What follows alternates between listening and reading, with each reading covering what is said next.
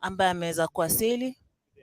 Na mtazamaji, kumbuka kuwa vilevile katika kongamano hili limeweza kuhudhuriwa vilevile na mawaziri wote wa taifa hili, ambapo tumemwona waziri wa mazingira Soipan Tuya yupo. Huyo ni rais wa Kongo, mtazamaji, ambaye unaweza kumuona ameweza kuwasili katika kongamano hili maarufu sana la mabadiliko ya tabia nchi, na atakuwa akipokelewa pale. Tayari ashapokelewa na mwenyekiti wa Umoja wa Afrika Musa Faki. Basi anaelekea katika sehemu spesheli ambapo marais wote wa bara Afrika wanapokelewa na rais wa taifa hili Dr. William Ruto, na baada ya hapo basi watakuwa wakielekea katika ukumbi maalum wa Savo, ambapo ndipo kongamano hili spesheli kabisa linaendelea ama litakuwa likifanyika. Na mtazamaji, kama unavyoona hapo, basi hapo tu ni baadhi ya mawaziri vilevile wa taifa hili ambao wameweza kuwasili katika kongamano hili, ambapo unamuona waziri wa mazingira Soipan Tuya ameweza kuwasili. Vilevile mtazamaji, mkuu wa mawaziri vilevile ameweza kuwasili. Tuliweza kumwona alifika mapema sana. Na vilevile mtazamaji, hao tu ni baadhi ya wajumbe kutoka bara Afrika ambao wamefika, wana maoni yao ambao watakuwa wakijadili kuhusiana na mambo kadha wa kadha, kuhusiana na ufadhili kama unavyoona hapo. Basi anapokelewa na Rais Dr. William Ruto akimkaribisha kabisa katika kongamano hili spesheli la mabadiliko ya tabia nchi, ambapo mtazamaji, hii leo ni siku ya pili. Basi hapo anapiga picha ya kihistoria ambayo itaweza kuhifadhiwa kuweza kuonyesha kuwa hawa aliweza kuwasili katika kongamano hili, na vilevile akaweza kuchangia na kutoa maoni ambayo yataweza kuendeleza bara hili la Afrika. Mtazamaji, kama unavyoona wajumbe wanaendelea kuwasili, na tutaendelea tu kukujuza wanapoendelea kufika, kwani hili ni kongamano ambalo kila mtu katika bara Afrika ameweza kualikwa aweze kufika, aweze kutoa maoni yake, aweze kuchangia, aweze kuwasilisha watu wake kutoka taifa lake.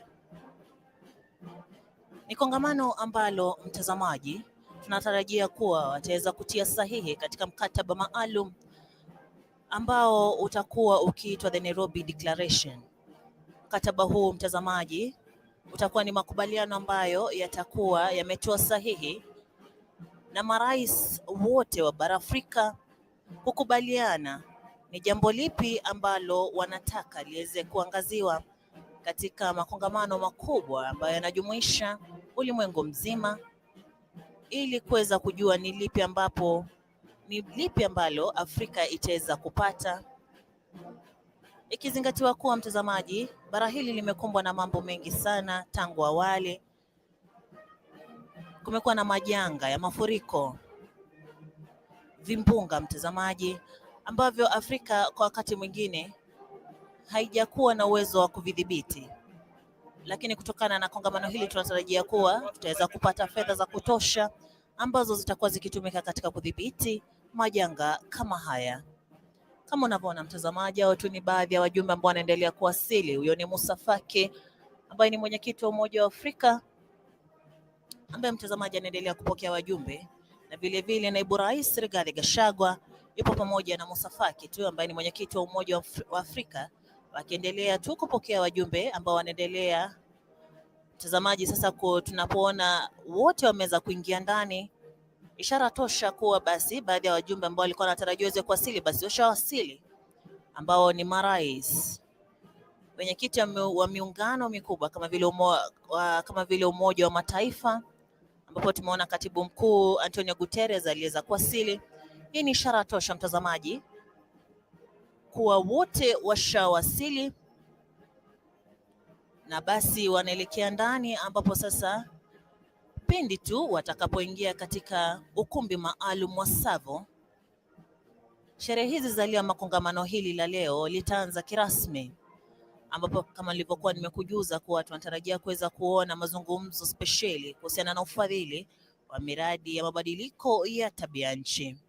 Mtazamaji, tukiweza kuangazia tu masuala ambayo yaliweza kujadiliwa hapo jana, ni kuwa tuliweza kuona kuwa Rais William Ruto vilevile aliweza kugusia masuala kadha wa kadha, akisema kuwa bara la Afrika ni bara ambalo lina ukwasi mwingi mtazamaji, ikilinganishwa kwa masuala ya rasilimali na rasilimali ya kutosha barani Afrika. Lakini rasilimali hizi mtazamaji, tunazitumia kwa njia gani? Rais William Ruto aliweza kuwahimiza wenzake na vilevile wajumbe ambao waliweza kuwa wamefika katika kongamano hili, akiwajuza kuwa ipo haja ya kuweza kuangazia baadhi ya rasilimali hizi,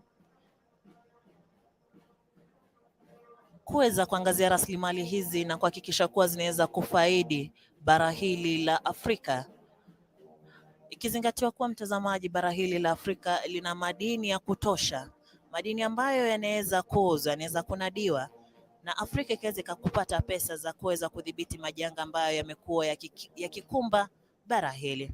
Lakini madini haya yamekuwa yakinadiwa, yakiuzwa kwa mapato ya chini sana, ikawa kuwa basi Afrika haipati pesa za kutosha kuweza kudhibiti majanga ambayo yanakumba taifa hili, bara hili mtazamaji.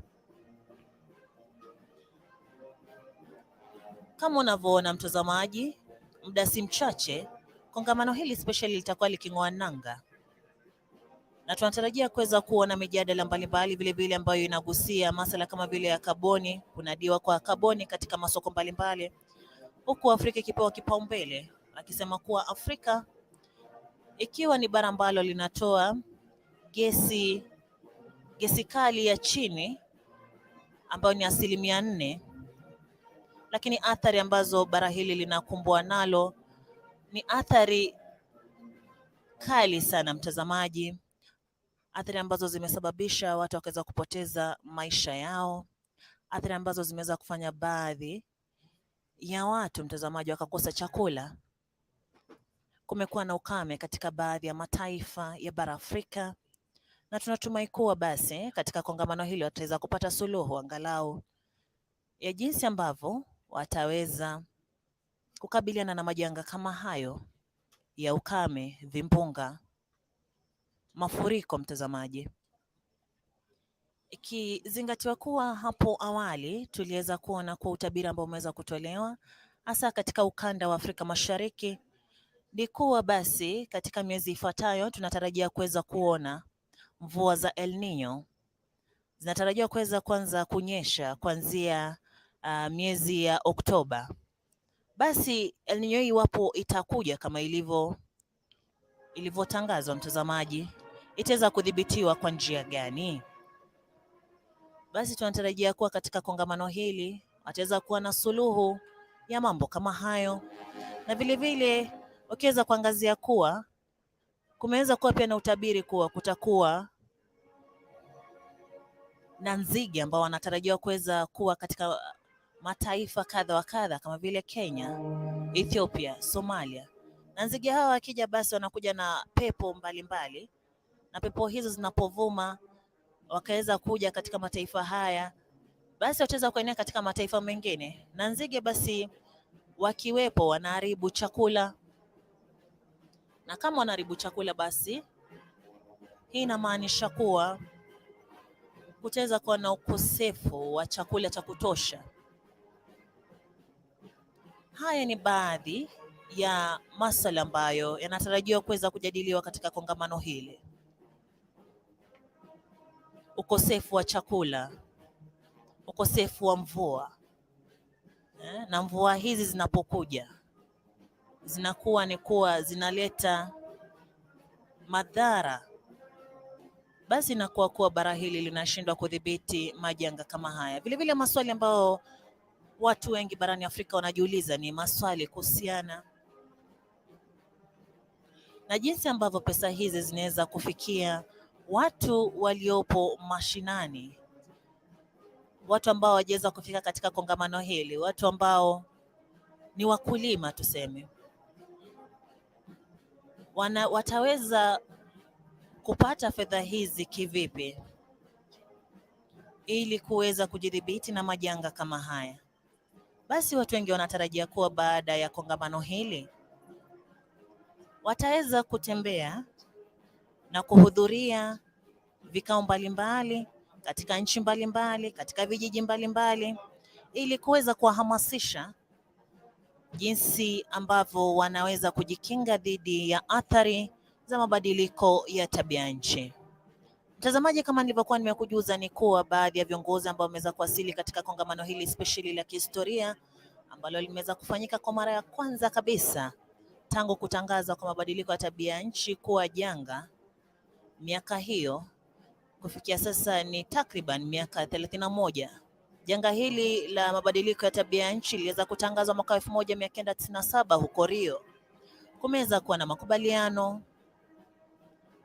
kama ule wa Kyoto, mtazamaji, na swali ambalo watu wengi wanajiuliza ni kwa nini makubaliano haya ambayo huwa yanakubaliwa katika makongamano haya huwa hayafuatiliwi.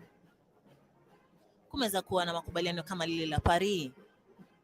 Kwa nini basi baada ya hapo mataifa ambayo huwa yanahudhuria kongamano hizi ama makongamano haya huwa hawafuatilii kuhakikisha kuwa yale ambayo wanaweza kujadili katika makongamano hayo basi yanaweza kutekelezwa katika mataifa yao? Ni mambo yapi ambayo huwa yanachangia ama yanafanya makubaliano hayo yasiweze kutekelezwa katika mataifa?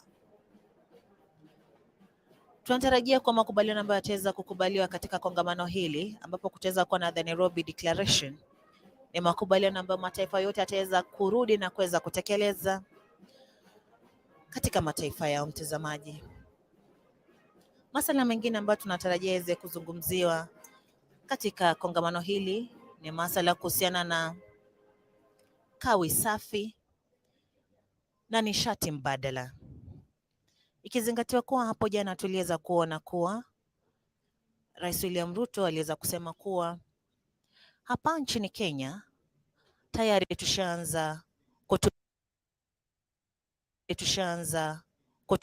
kutumia kawi safi katika sekta mbalimbali, akisema kuwa kufikia sasa ni 92% ya kawi safi ambayo inatumiwa hapa nchini Kenya. Basi tu akiwahimiza wenzake kutoka mataifa mbalimbali kuhakikisha kuwa vilevile wanaweza kuangazia na kuiga mfano wa Kenya, ili vilevile waweze kuwa na kawi safi katika nchi zao, ili kuweza kupunguza madhara ama athari za mabadiliko ya tabia nchi. Vilevile masuala ambayo yanajadiliwa katika kongamano hili ama yana mwito ambao umeweza kutolewa ni mwito wa ushirikiano baina ya mataifa mbalimbali, ushirikiano ambao kama wanavyosema umoja ni nguvu, utangamano ni udhaifu. Mtazamaji, ukiweza kuwa na ushirikiano kama bara Afrika, itaweza kuwa ni jambo la maana kabisa ambalo litatuwezesha kuweza kuwa na usemi mmoja ambao utatuwezesha vilevile kuweza kupata ufadhili. Mtazamaji, wajumbe wanaendelea kuwasili katika ukumbi huu. Vilevile tumeweza kumwona gavana Nairobi ameweza kuwasili, mkuu wa mawaziri vilevile ameweza kuwasili kuhakikisha kuwa kongamano hili linapewa uzito na linafuatiliwa sana na wajumbe wote, hasa hapa nchini Kenya na vilevile katika mataifa yote ya bara Afrika. Kama nilivyokuwa nimekujuza, watakuwa wakijadili masuala ya rasilimali za Afrika, masuala ya kuwekeza katika sekta mbalimbali ambazo zitawafaidi wa Afrika. Huu ni mwamko mpya mtazamaji, mwamko mpya katika bara Afrika. Hili linaonyesha kuwa bara la Afrika limeamka na linataka masuala yake yaweze kujadiliwa na kupewa kipaumbele. Vilevile mtazamaji, izingatiwe kuwa vilevile wapo vijana ambao wameweza kuwasili katika kongamano hili na waliweza kuwa na makubaliano yao hapo awali.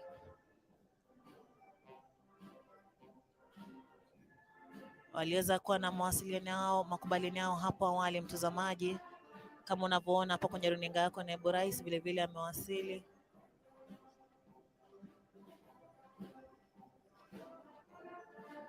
Marais ndao mtazamaji wameweza sasa kuingia katika, wameanza kuwasili katika jumba maalum la kikao hiki spesheli la kihistoria na mabadiliko ya tabia nchi. Na wana marais hao wameanza kuingia hapa katika jumba la Savo ambapo tupo, walinzi wao wanaingia mtazamaji, walinzi wanaingia wakifuatiwa na marais. Hii ni ishara tosha mtazamaji kwa kongamano hili la hii leo, ambapo ni siku ya pili, liliweza kuanza kirasmi hapo jana tarehe 4 mwezi Septemba, leo tarehe 5 siku ya pili, na linatarajiwa kuweza kuendelea hadi hapo kesho tarehe 6.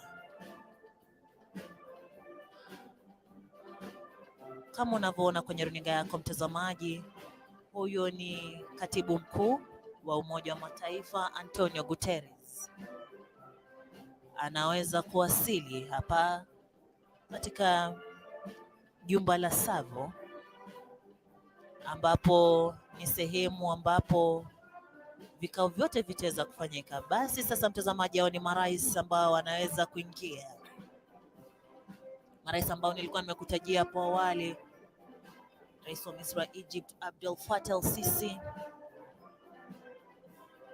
Kagame wa Rwanda Paul Kagame, marais wengi tu. Tumemwona wa Sierra Leone Madabi, wa Tanzania Samia Suluhu, Evariste Ndayishimiye wa Burundi, Salva Kiir wa Sudan Kusini, Azali Assoumani wa Comoros, Filipe Nyusi wa Mozambique, Zade Boukzoud wa Ethiopia, Rais William Ruto vilevile namwona shawasili. Mtazamaji, ni ishara tosha kabisa kwa kongamano hili linaenda kuanza muda si mchache. Kama nilivyokuwa nimekujuza mtazamaji, ni mwamko mpya katika bara la Afrika. Afrika iko tayari kuweza kujadili masuala yake na kupata suluhu ya masuala mbalimbali ambayo yamekuwa yakiathiri bara hili la Afrika. Ukumbi huu wa Savo mtazamaji, Salva Kiir kama unavyomwona ameweza kuwasili, ambaye ni rais wa Sudan Kusini.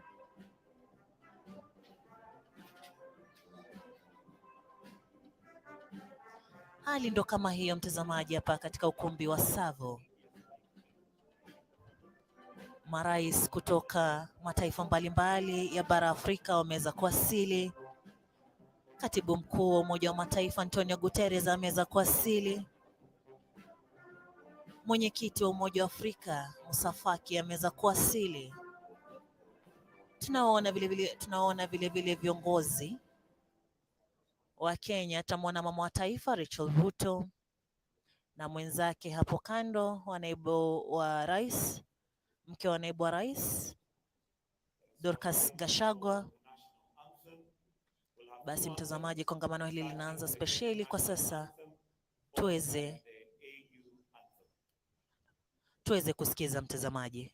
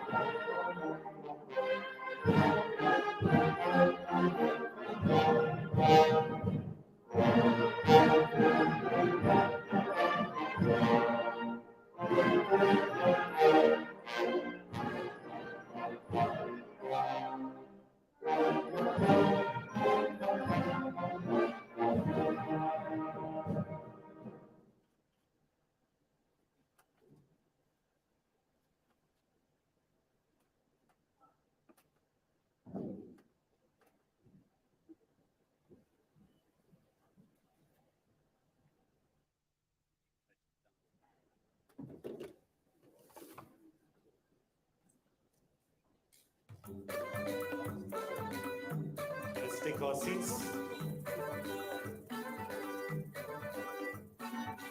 Your Excellencies and all distinguished guests, to start us off this morning, we have a Kikwetu production, a fusion of Samburu, Turkana, Borana, and Maasai communities performing with contemporary dancers and acrobats, giving you a taste of the diverse and rich Kenyan culture. Sit back, relax, and enjoy.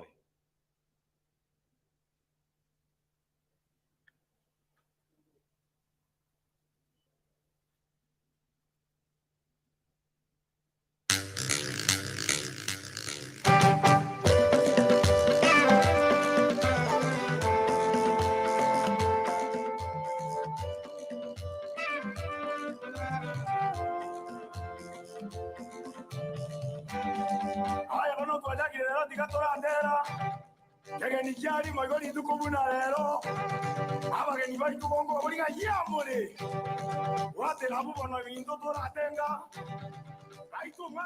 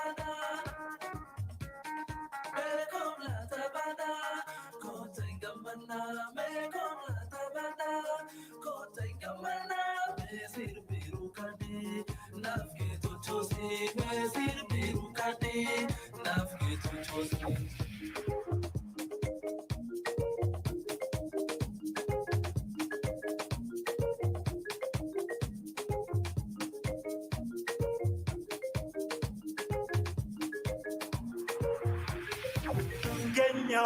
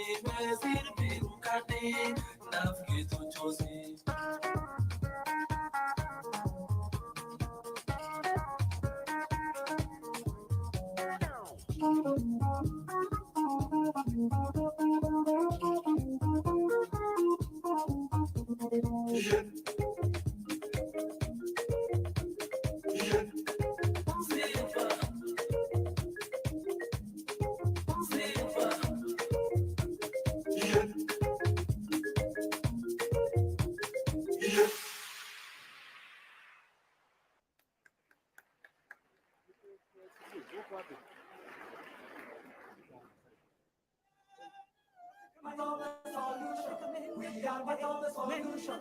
I am part of the solution. You are part of the solution. Africa, rise, rise, Mama. Let us all rise, rise, Mama. Your Excellencies, honorable ministers, distinguished guests, good morning and welcome to the Africa Climate Summit.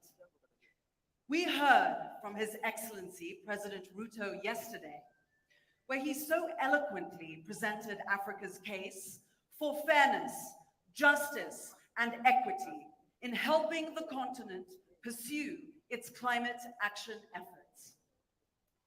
If I may, I would like to emphasize His Excellency's points, which simply is this: Africa needs reform of the global financial to fund its climate Financement.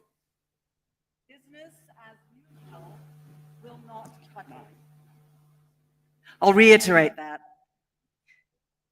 His Excellency's points was this: Africa needs reform of the global financial architecture to fund its climate action goals. Business as usual is not going to cut it. In fact, to continue as we are will only serve to prove the truth of Albert Einstein's definition of insanity. And I quote, "Insanity is doing the same thing over and over and over and expecting different results. We need to do something different." We absolutely do. Thank you so much for that, Zain. And this is powerful. Africa called, and the world has come. His Excellency, you called, and Africa is setting an agenda. And I want us to give the leadership, the people, all the different organizations in this room a round of applause for coming together to do this. This is a moment. Your Excellencies, ladies and gentlemen, yesterday some powerful themes came through. Two quotes in particular from the young delegates stayed with me. They said, "Our countries will be burning and drowning, and you will not be there to save us." You know, it occurred to me that countries are drowning and burning today. So if we don't do something now, what will our children and generations to come experience? The other thing they said was, we have to trust you, and you must trust us. And I thought such wisdom, grace, hope, and responsibility captured in one simple statement. And so, ladies and gentlemen, we must call to the world from Nairobi today and make it clear that it is past time to address the tough issues. It is past time to hold the difficult but much needed conversations on Africa, risk, perception, reality, resources, policies, regulations, systems. And it's past time for these conversations to be guided by equity. That is what we need. And Africa has the resources and assets, including mineral and energy resources, agricultural capacity, and natural capital to promote the global decarbonization agenda. But to realize this potential, the world needs to do its own part in helping steer Africa on the pathway to an inclusive, sustainable, and progressive future. At the fundamental level, that will require decoupling economic growth from environmental degradation. In the words of the late Wangari Maathai, an icon of Kenya and a Nobel Peace Laureate, and I quote, "We are very fond of blaming the poor for destroying the environment, but often it is the powerful, including governments, that are responsible," end quote. In other words, we are all in this together. It will require our combined efforts to overcome this challenge. The spirit of Harambee, as we say in Kiswahili. And that means for those of you who don't know, let's all pull together, let's work together for a common goal and purpose. Zain, thank you for reminding us. We have icons, we have role models all over the continent doing incredible things. Thank you so much. We also have a young, innovative workforce. There's so much potential. So our call is, let's pull together. Thank you for coming. Thank you for ensuring you listen and are present and will act around a climate agenda determined by the African continent. An agenda that is going to safeguard our people, our communities, livelihoods on the continent, our economies, and ultimately, ladies and gentlemen, when we safeguard Africa, we safeguard the world. Can we give that a round of applause, please? Please. Safeguarding Africa is safeguarding the world. Now, to help guide us on this journey with an incredible lineup of speakers, please give a very warm welcome to the Honorable Soipan Tuya, Cabinet Secretary, Environment, Climate Change and Forestry for the Government of Kenya. Mheshimiwa. Thank you.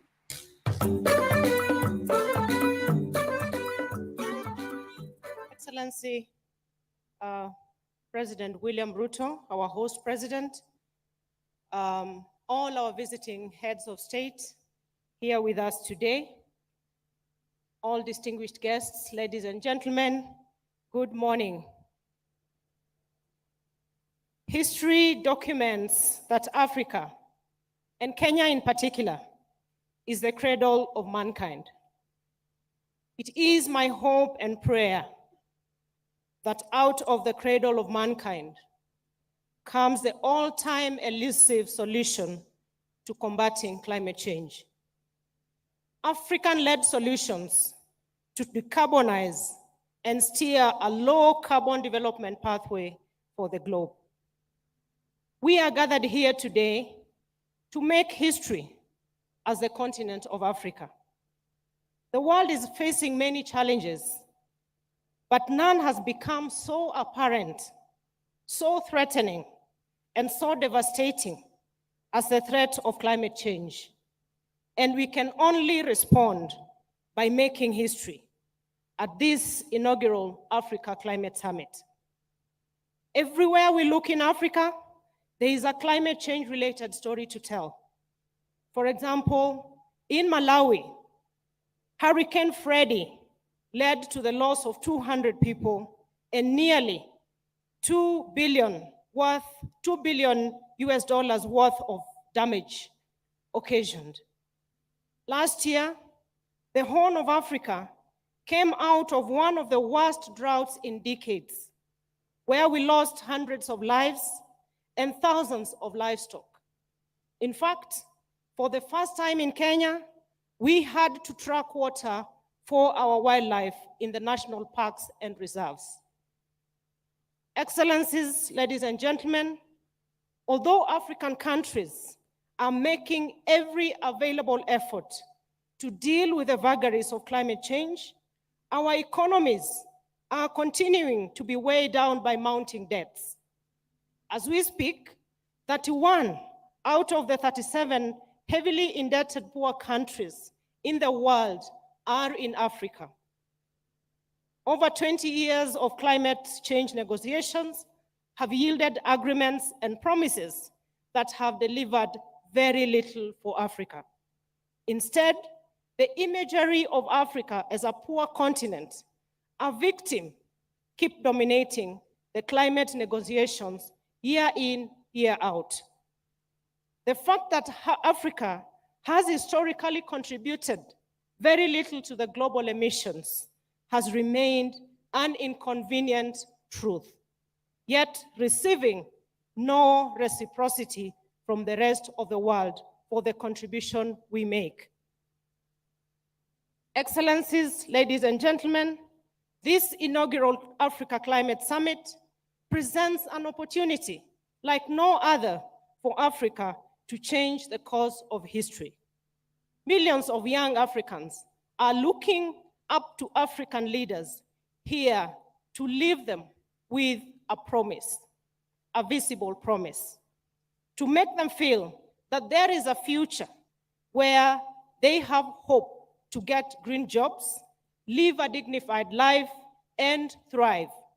We are looking to the summit to chart a green growth pathway for the African continent, set the stage for Africa to lead the globe towards a more ecologically responsible global industrialization, catalyzed by financing that is accessible, adequate, and affordable. The world is waiting for something anew out of this week. We must not be held hostage to the past, but allow ourselves to reimagine a future where, as Africa, we lift ourselves from the fatigue of despair and make history. Excellencies, I am persuaded that the time is now, and I beseech us to respond to this historical call by proposing radical solutions to the world that will help us deal with the climate change. I invite us to listen to the inner urge calling us to serve humanity, that we go down in history, that it is out of Africa, the cradle of mankind, that the solution for climate change came forth. Excellencies, allow me now to invite, to kick us off, the President of the African Development Bank, who has been in the middle of this discourse and supporting a lot of support to the cause. Welcome, Dr. Adesina Akiwumi.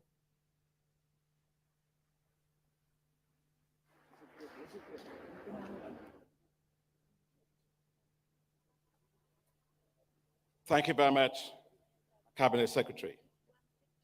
Your Excellency, William Ruto, President of Kenya, and our gracious host, and my dear brother. Your Excellency, Azali Assoumani, President of Comoros and Chairperson of the African Union. Your Excellencies, Heads of State and Government, Your Excellencies, the First Ladies, Your Excellency Moussa Faki, Chairperson of the African Union Commission, Your Excellency Antonio Guterres, Secretary General of the United Nations. We are also joined today by Your Excellency Ban Ki-moon, former Secretary General of the United Nations, Your Excellency Ursula von der Leyen, President of the European Commission, Your Excellency Mustafa Madhoudi, Prime Minister of Egypt, Your Excellency Sultan Al-Jaber, COP28 President-designate, honorable ministers, ambassadors, heads of diplomatic missions, the amazing youth and women of Africa. Single ladies and gentlemen, good morning, everyone. Habari sa asubuhi. I think I got it right somehow. I wish to commend you, Your Excellency President Ruto, for your excellent leadership in convening this Africa Climate Summit, and for your dynamic and passionate leadership in spearheading Africa's first climate summit. Thank you very much, Mr. President. Thank you for hosting us all in this beautiful nature-blessed country of Kenya. The African Development Bank is pleased to be a major sponsor of the Africa Climate Summit. The presence in such large numbers of Your Excellencies, heads of state and government, ministers and development partners from around the world says it all. Africa's voice on climate change will resonate across the world. The Africa Climate Summit will shape the future pathway of Africa's development. We gather because the people of Africa expect us to act. We gather because the future of the youth of Africa is at stake. We gather because we must galvanize global actions on climate. We gather because our collective existence is at risk. Climate change is short-changing Africa. Droughts and floods have been increasing across the continent. No country is spared. As we gather today, if we strain our ears enough, we will hear the calls of urgency from farmers whose crops and livestock are being destroyed, the voices of fishing folks whose catch is reducing and livelihoods are being imperiled, the voices of the young whose future is being compromised, the voices of women and children who bear the brunt of climate change, the voices of economies unable to cope with the ever-rising costs of climate-induced risks. We have a duty and responsibility to hear these voices and to act with a greater sense of urgency. And responding requires action at 3 levels. At the global level, the developed economies must meet their commitment to provide $100 billion annually in climate finance. The global climate financial architecture must be changed to prioritize the needs of Africa. At the national level, we must accelerate actions on climate adaptation. And that is why the African Development Bank has committed to providing $25 billion towards climate finance by 2025. We have also launched the African Adaptation Acceleration Program, together with the Global Center on Adaptation, the largest climate adaptation program in the world. Africa must develop with what it has, not what it does not have. Africa is blessed with large sources of renewable energy in the world, renewables from solar, hydro, wind, and geothermal. But we cannot power Africa with potential. We must fully unlock Africa's renewable energy potential. That's why the African Development Bank is implementing $20 billion Desert to Power program to harness the power of solar and deliver electricity for 250 million people. We must power every home, every school, every hospital, and provide stable, affordable, and reliable power. But we must, Your Excellencies, be pragmatic. Africa must use its natural gas and combine it with renewable resources. The International Energy Agency's analysis shows that doing so would only add 0.5% to global emissions. Give us space to grow. We must ensure that Africa's food and agricultural systems are climate resilient. The African Development Bank's flagship program, Technologies for African Agricultural Transformation, has provided 12 million farmers in 21 countries with climate-resilient agricultural technologies. In Ethiopia, climate-resilient wheat varieties supported by the bank has helped it to become self-sufficient in wheat in just 3 years. We are acting at scale to feed Africa with climate resilience. Under the leadership of President Macky Sall, as the then chairperson of the African Union, and the strong leadership of you, our heads of state and government, we succeeded with the Feed Africa Summit held in Dakar in January. We developed food and agriculture delivery compacts for African countries. We have mobilized, Your Excellency Presidents, heads of state and government, globally, $72 billion to support African countries to implement these food and agricultural delivery compacts, and to assure food security and food sovereignty within 5 years, and doing so with climate-resilient agricultural systems. I wish to recognize all development partners from around the world and the African Union Commission who work so tirelessly with us to make this happen. Thank you very much. We will repeat this at the Africa Climate Summit with the development of climate change adaptation investment compacts to help channel financing to national climate adaptation action at scale. We must ensure that resources mobilized do not stay simply in government offices, but reach and protect the lives of people in our villages, in our towns, and in our cities. All lives must be protected from climate change.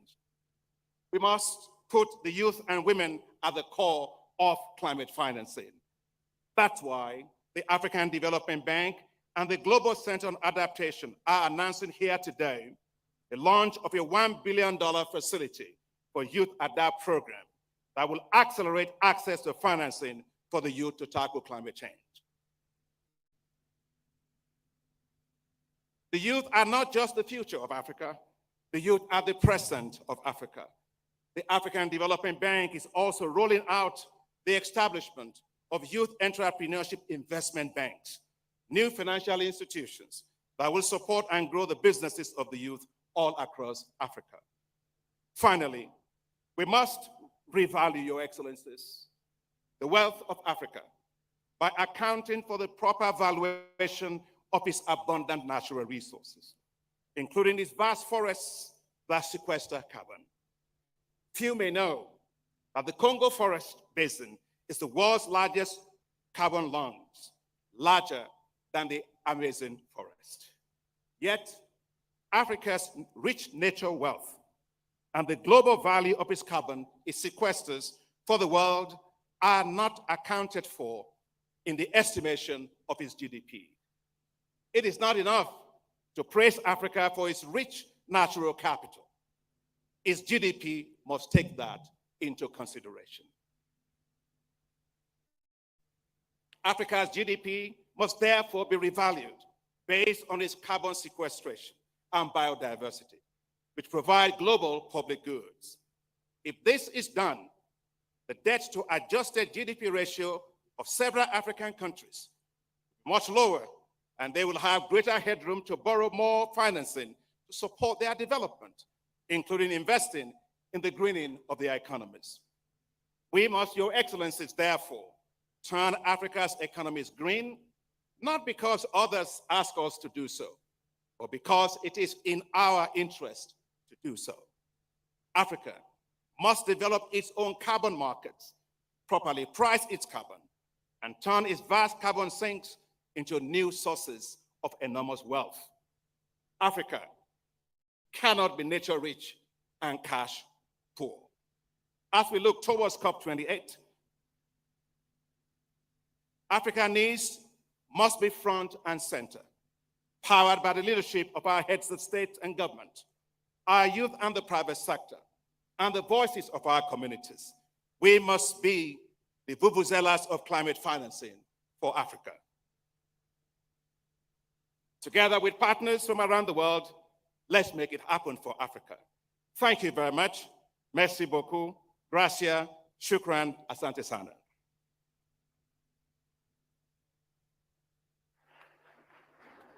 Excellencies, our next speaker is His Excellency Musa Faki Mahamat, the chairperson of the African Union Commission. Welcome, Your Excellency. A formidable global reputation of peacekeeping. We know you have. Excellency Dr.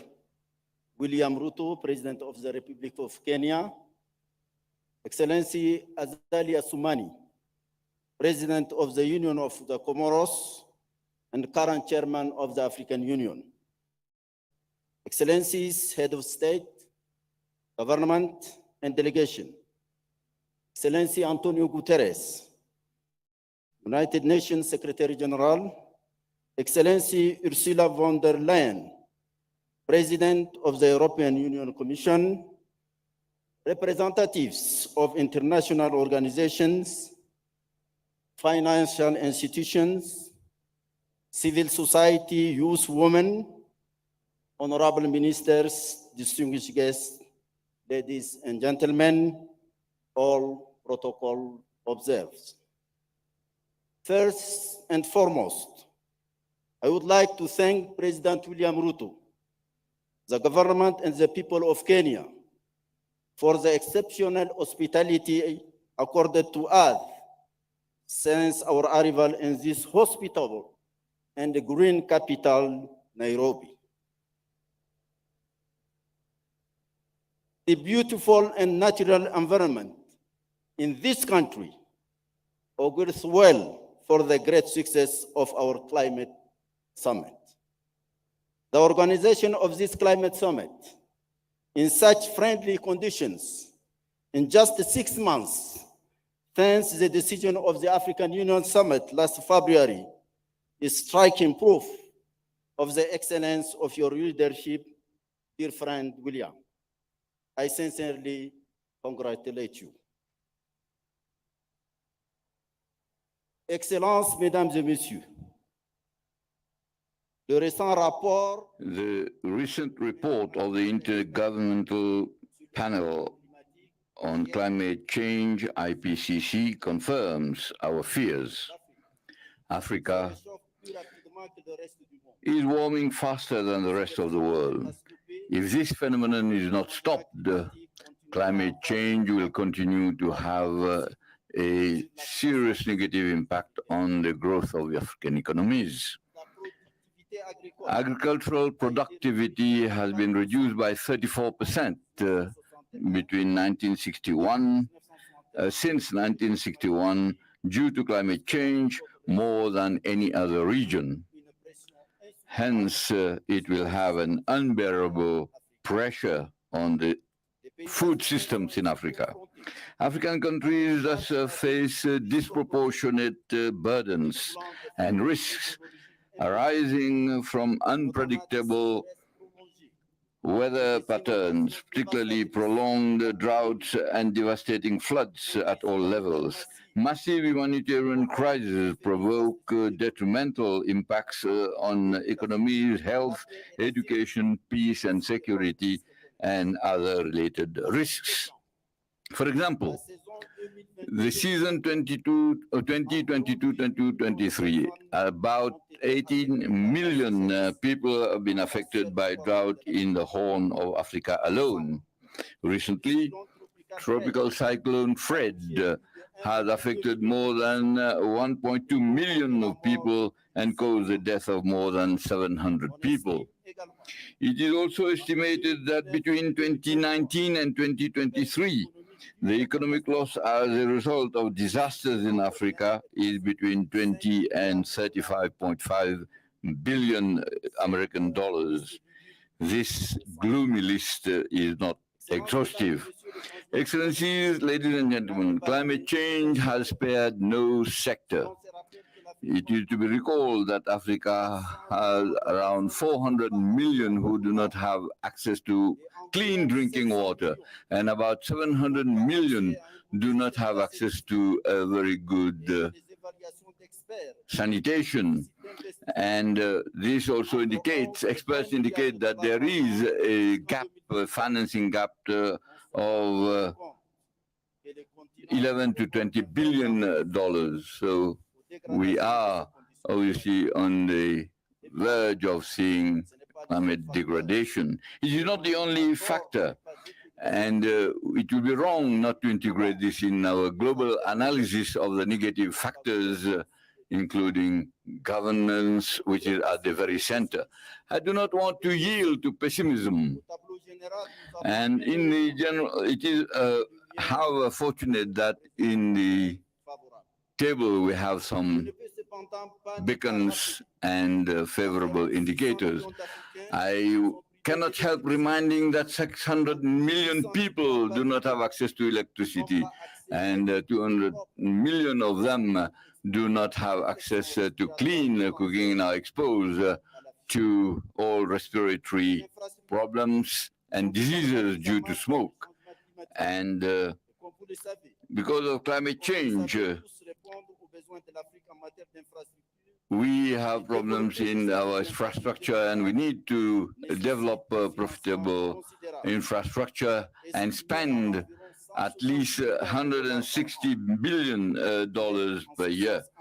Indeed, it is encouraging to note that the African governments have devoted about 3.5% of their GDP to the development of infrastructure over the past 20 years. It is too little compared to some emerging countries.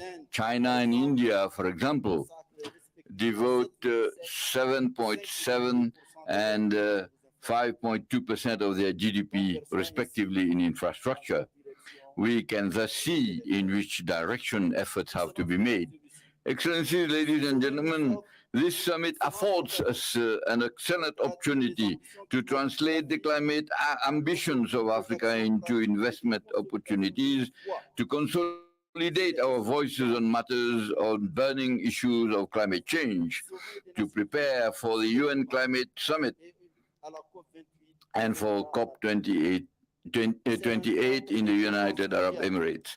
At these meetings of global importance, Africa must, among other challenges, highlight the worrying and sometimes tragic situation in the Sahel, in the Horn of Africa, where drought and floods alternate.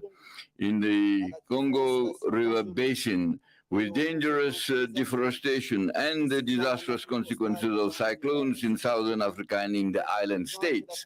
It is urgent that Africa come to all these meetings with concrete proposals to be implemented without delay.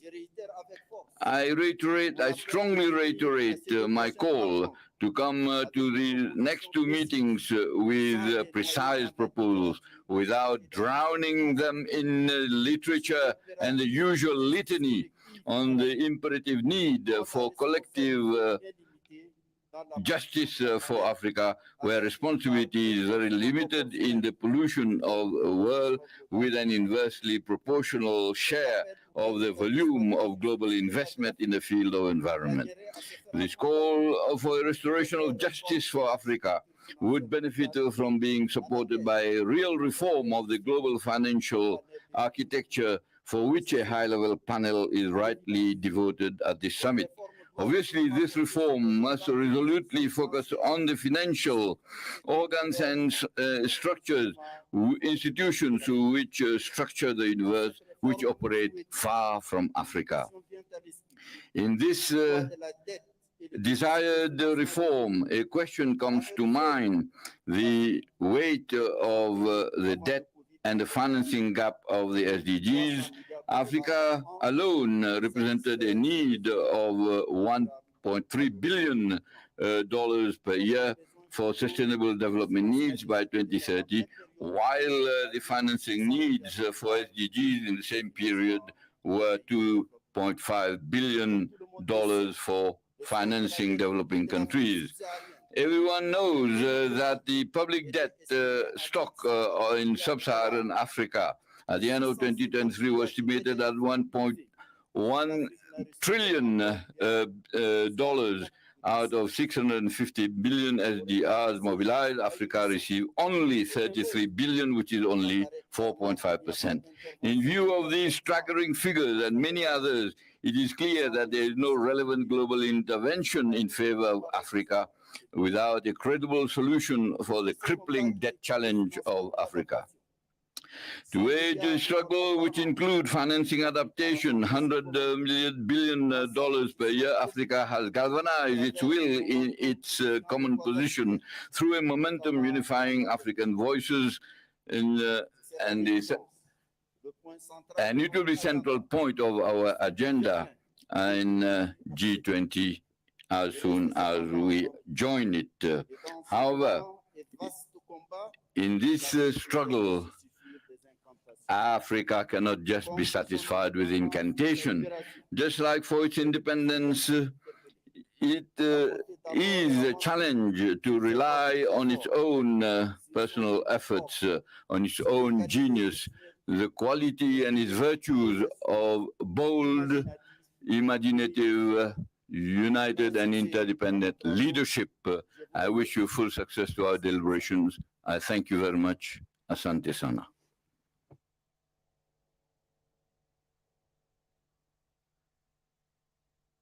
Excellencies, we are overwhelmed by the support that we have received for the summit, and we want to listen to each and every one of us. So I would like to plead with your Excellencies that we stick to the agreed 5 minutes so that we can have everybody speaking to this. Next, Excellencies, out of COP27 in Egypt was the establishment of a loss and damage fund and the finalization of the details to implement the Santiago network. It was also the first time food security was recognized in the COP conversations. The Arab Republic of Egypt was the COP27 presidency, and it is my honor now to invite His Excellency Mustafa Madbouli, the Prime Minister of Egypt. Welcome, Your Excellency.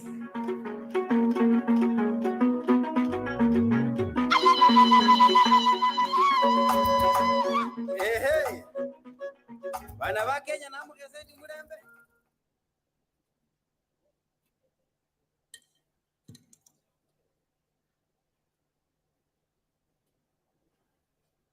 الله الرحمن الرحيم. فخامة الرئيس ويليام روتو رئيس جمهورية كينيا، Président du Kenya, distingués invités, distingués présidents, mesdames et messieurs, je veux tout d'abord تحيات فخامة الرئيس عبد الفتاح السيسي Abdel Fattah el-Sisi, président de la République arabe d'Égypte.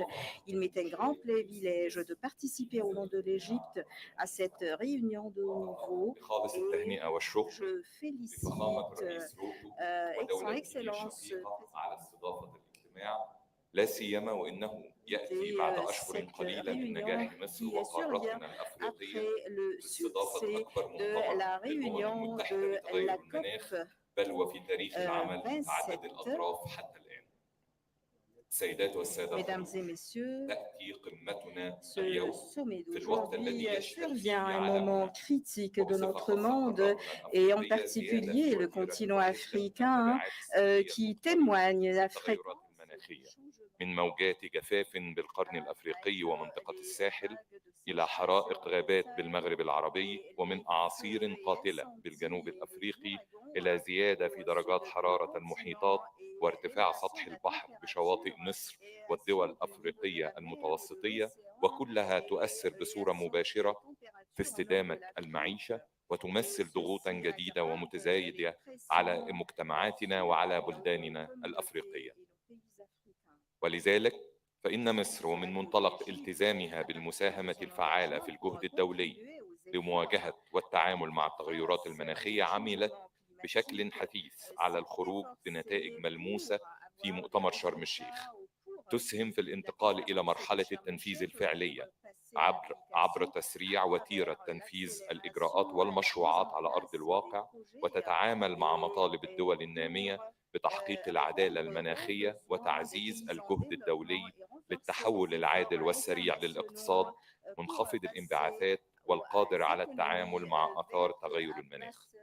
وحرصت مصر كرئيس للمؤتمر على أن تكون شرم الشيخ محطة هامة لتسليط الضوء على خصوصية الاحتياجات والظروف الأفريقية في سياق الاستجابة للخطر الوجودي لتغير المناخ. وفي ذات السياق يأتي مؤتمرنا اليوم يؤكد التزام قارتنا الأفريقية بتحقيق التحول العادل للاقتصاد الأخضر، ويدعم المطالب المشروعة بالحصول على نصيب عادل من الدعم المالي والتقني ومن تدفقات الاستثمارات الدولية، بما يسمح بالاستفادة من الإمكانيات الهائلة والموارد المتميزة في قارتنا، ليس فقط لتمويل مشروعات خفض الانبعاثات ولكن أيضا لمشروعات التكيف وبناء القدرة على الصمود، وبالإضافة إلى توفير دعم الدول النامية لمواجهة الخسائر والأضرار المرتبطة بالمناخ. وأؤكد في هذا الصدد على الدور الهام والمحوري الذي تقوم به لجنة رؤساء الدول والحكومات الأفريقية ومجلس وزراء البيئة الأفارقة ومجموعة المفاوضين الأفارقة في تسليط الضوء على أولوياتنا في مواجهة تغير المناخ وتبعاته. السيدات والسادة، يقع محور التوسع في الطاقة النظيفة ومصادر الطاقة الجديدة والمتجددة في قلب النموذج التنموي الجديد، وهو ما رحبت به دول القارة وترجمته في تعهداتها الوطنية بالتوسع في الطاقة المتجددة. وتحفل قارتنا بالأمثلة المبشرة والملهمة، بما في ذلك مصر التي وصلت لنحو 20% من إنتاج الطاقة من المصادر المتجددة، ساعية إلى الوصول إلى 42% بحلول عام 2030. وفي هذا الإطار أود الإشادة بالرؤية التي طرحتها الرئاسة الإماراتية لمؤتمر كوب 28 من خلال معالي الدكتور سلطان الجابر حول مستقبل الانتقال للطاقة المتجددة، وسيكون لها دور بالتأكيد في إنجاح مخرجات مؤتمر كوب 28 وتلبيته لتوقعات أفريقيا والعالم النامي. السادة الحضور، يظل النفاذ للتمويل هو عنق الزجاجة الذي يواجه أفريقيا والدول النامية من أجل تحويل خططها وأحلامها إلى واقع معاش يسهم في معالجة الأزمة المناخية، وفي نفس الوقت لا يمس بمسيرتها التنموية أو يثقل من ديونها. ويمثل اجتماعنا هذا فرصة ممتازة لتناول موضوعات تمويل المناخ، وتتمحور رؤية مصر في هذا الصدد حول العناصر التالية. أولاً، ضرورة إعادة النظر في أدوات التمويل المتاحة حالياً والتحول إلى التمويل الميسر والمنح لتسريع وتيرة التحول المطلوب. ثانياً، أهمية مراجعة معايير تدفق الاستثمارات لضمان حصول القارة الأفريقية على نصيبها العادل من التمويل. ثالثاً، التأكيد على أن تمويل المناخ وهو تمويل جديد وإضافي وليس سحباً من مخصصات الدعم التنموي. رابعاً، ضرورة العمل على تفعيل آلية واحدة وفعالة ومناسبة لإعادة استخدام الديون الحالية من خلال آلية فعالة لتحويل الديون إلى تمويل المناخ. وفي هذا السياق نتطلع لأن يمثل مؤتمر دبي المقبل اختراقاً في تنفيذ تعهد الدول المتقدمة بتوفير 100 مليار دولار سنوياً لتمويل المناخ الذي لم يتم إدراكه رغم كونه ليس أكثر من التزام رمزي بالمسؤولية التاريخية المشتركة ومتباينة الأعباء. ختاماً، فإنني أود إعادة التأكيد على أن طبيعة قضية تغير المناخ والتعامل معها لا يكون إلا من خلال منظور تعاوني قائم على تعزيز النظام متعدد الأطراف يؤسس على الإنصاف والعدالة ومراعاة الظروف الوطنية للدول. وأنتهز هذه الفرصة للثناء على ما طرحته جمهورية كينيا الشقيقة من عناصر ورؤية لصياغة نقاشاتنا في الأيام القادمة، ولأجدد التأكيد على دعم جمهورية مصر العربية الكامل بصفتها الوطنية وكرئيس للدورة الحالية لمؤتمر الأمم المتحدة للمناخ للنسخة المقبلة بدبي تحت رئاستها الإماراتية، التي نثق تماما في قدرتها والتزامها بالبناء على نتائج شرم الشيخ وإدراك المزيد من النتائج الإيجابية. وشكرا لحضراتكم.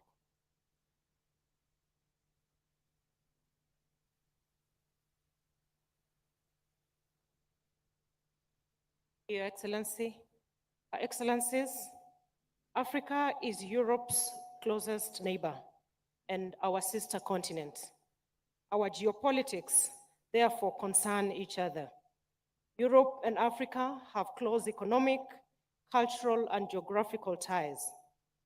To speak for the European Commission, I would now take this opportunity to invite Her Excellency Ursula von der Leyen, the European Union President. Welcome, Your Excellency.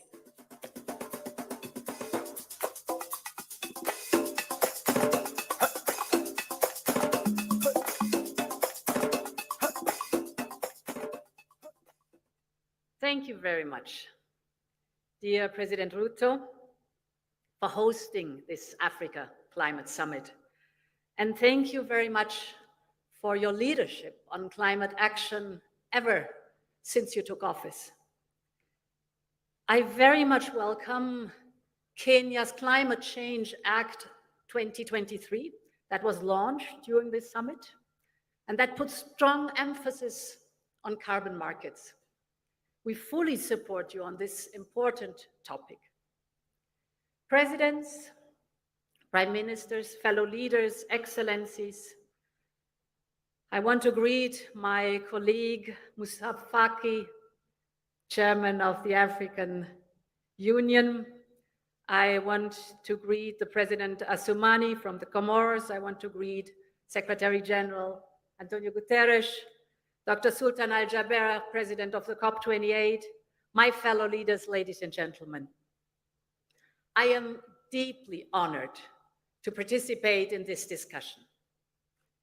This summit is a crucial step to prepare the upcoming COP28 meeting and to make sure that Africa's voice resonates around the world and that Africa's priorities as a continent that is most affected by climate change are duly taken on board.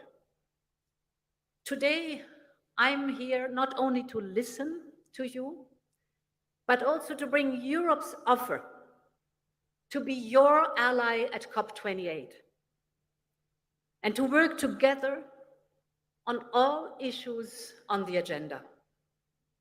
Because however different our two continents may look, we share the same interests, when it comes to climate action.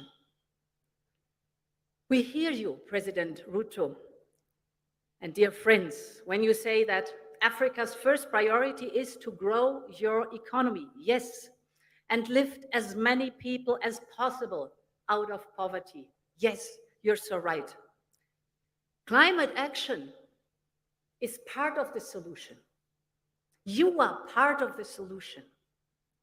With your huge potential for renewable energy and clean hydrogen, your critical raw materials, your incredible nature and biodiversity, and your young workforce, you can help clean up global energy systems and supply chains while creating good jobs here and economic opportunities yet that your people demand, rightly so. This is a win-win partnership which benefits Africa and the world. For instance, the benefits of expanding Africa's clean energy sector would be massive. By speeding up the transition to solar and wind power, energy sector jobs in Africa could double in a few years. And Africa could produce enough clean energy not only to power up your continent, but also to export abroad. Climate action can be one of the main drivers of Africa's growth. But for this, Africa needs massive investment. And Europe wants to be your partner, in closing this investment gap. First of all, we fully support the need for multilateral development bank reform. It is time to move from words to action, absolutely. Secondly, investment has to come. And this is why 150 billion euro in our investment plan are designated for Africa. We call it Global Gateway. They are aimed at the African continent. Global Gateway supports investments ranging from hydropower plants in the DRC, Burundi, Rwanda, and Tanzania, to the 1 billion euro initiative on climate adaptation and resilience in Africa, which we announced at COP27. And Global Gateway is unique in the global investment landscape. We're not only interested in extracting resources. We want to partner with you to create local value chains, to create good jobs here in Africa. We want to share European technology with you. We want to invest in skills for local workers. This is crucial for the young people, because the stronger you are as suppliers, the more Europe will diversify supply chains towards Africa, and the more we both will de-risk our economies. It's a clear win-win. Namibia, for instance, is now building a new hydrogen industry, as well as rare materials value chains in partnership with Europe. And later this morning, President Ruto and I will conclude a new hydrogen partnership between Kenya and the European Union, with the objective to further develop the green hydrogen economy. And with the full support of Team Europe, this is good news for Africa and for Europe alike. So we should work very closely as partners. Yet, public money from major economies, however crucial, is not enough. And this is why we need to bring the conversation on climate financing to the global stage at COP28. Let me briefly share 3 specific points that will be discussed here in Nairobi to pave the way towards COP28. First, on attracting private investment to Africa. Second, on carbon pricing and carbon credits. And third, on setting global targets for the energy transition. On the first point, the green transition will require an unprecedented scale of private investment. Public finance will not suffice. This is true for Europe, but it is also true for emerging market and developing economies. Private capital will need to be mobilized at scale. And here, green bonds are widely recognized as providing part of the solution. This is why we just put forward a new proposal to attract private investment. It's called Global Green Bonds Initiative. We know that emerging economies can face hurdles to access capital markets, but we can change that together. Europe has the biggest and most advanced green bond market in the world, so we are ready to share our expertise with your teams on how to develop your own green bond markets. And at the same time, we will push on the investor side. Together with the European Investment Bank and our member states, we are allocating 1 billion euros to de-risk private investments in emerging markets. This could help to attract up to 20 billion euros in sustainable investment. So let's work together on that to build and grow Africa's green bond markets, and let us bring together this crucial point to COP28. There's another solution that would unlock huge resources for climate action in Africa, and that is carbon pricing and true carbon credits. And this is my second point. I believe, as you do, President Ruto, that setting a price on carbon emissions is one of the most efficient and one of the most effective tools in our hands, because it fosters innovation by the private sector, that's crucial, because it makes heavy polluters pay a fair price, that is necessary, and because it creates revenues that can support the clean transition in developing countries. That's what we need. And this includes also to include the carbon sinks that have been mentioned, and you are rich in carbon sinks here, and to reward this contribution. We have to get there. We will discuss this in more detail in the next session, so let us work together to bring a proposal for global carbon pricing and true carbon credits at COP28. And finally, on global energy goals, if we are to limit global warming to 1.5 degrees, we have to speed up the global energy transition. That means if we want to match our goals, we need to triple renewable energy capacity, and we need to double energy efficiency by 2030. This sounds bold, but it is doable.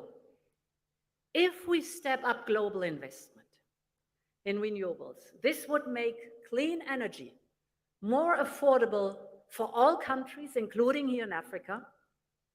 And this is why COP28 President Dr. Sultan Al-Jaber and I champion an initiative for global targets for the energy transition to be achieved collectively. Because only what gets measured gets done. So the global goals will provide a benchmark to track the progress and to attract even more private investment. So I look forward to working with you on this and much, much more. I hope that Africa and Europe will join forces to reach a global agreement at COP28. Ladies and gentlemen, these three proposals may look bold. They may look impossible to achieve.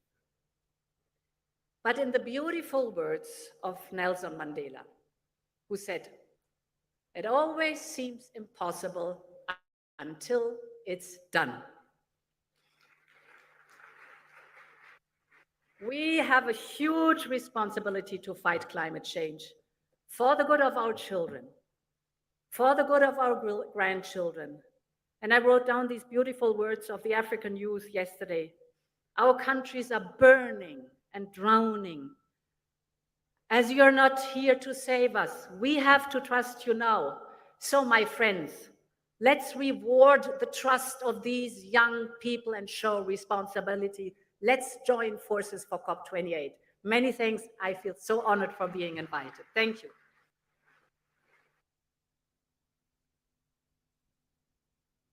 Thank you very much, Your Excellency.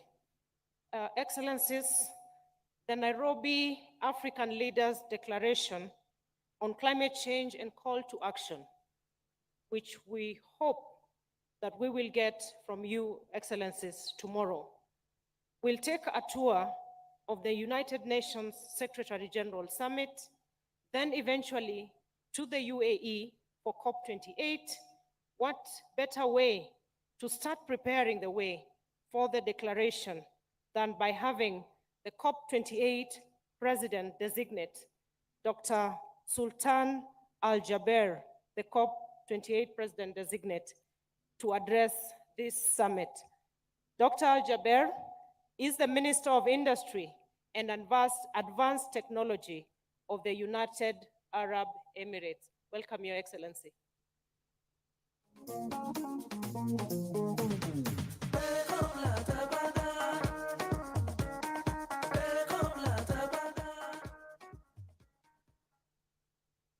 Your Excellency, President Ruto, Secretary General Guterres, Your Excellencies, Heads of States, Your Excellencies, Heads of Governments, Your Excellencies, distinguished ministers, honored guests, colleagues, and dear friends. It is indeed my pleasure to be back here in Nairobi and to have the opportunity to share with you my thoughts at this inaugural Africa Climate Summit, where Africa is evidently championing a new vision for climate action. We're gathering here in Nairobi just 3 days before the UNFCCC releases the findings of the first global stocktake. And let's just face it, we already know that the world is way off track. We know what this report will actually say and what it will conclude. The world is losing the race to secure the goals of the Paris Agreement. And the world is struggling to keep 1.5 within reach. Collectively, we must admit that we are not delivering the results we need in the time we need them. We must also accept that business as usual is simply not working, and that business as usual will not allow for a paradigm shift. We need a smart, pragmatic disruption. We need an integrated approach that delivers transformational progress. And we need a plan that leaves no one behind.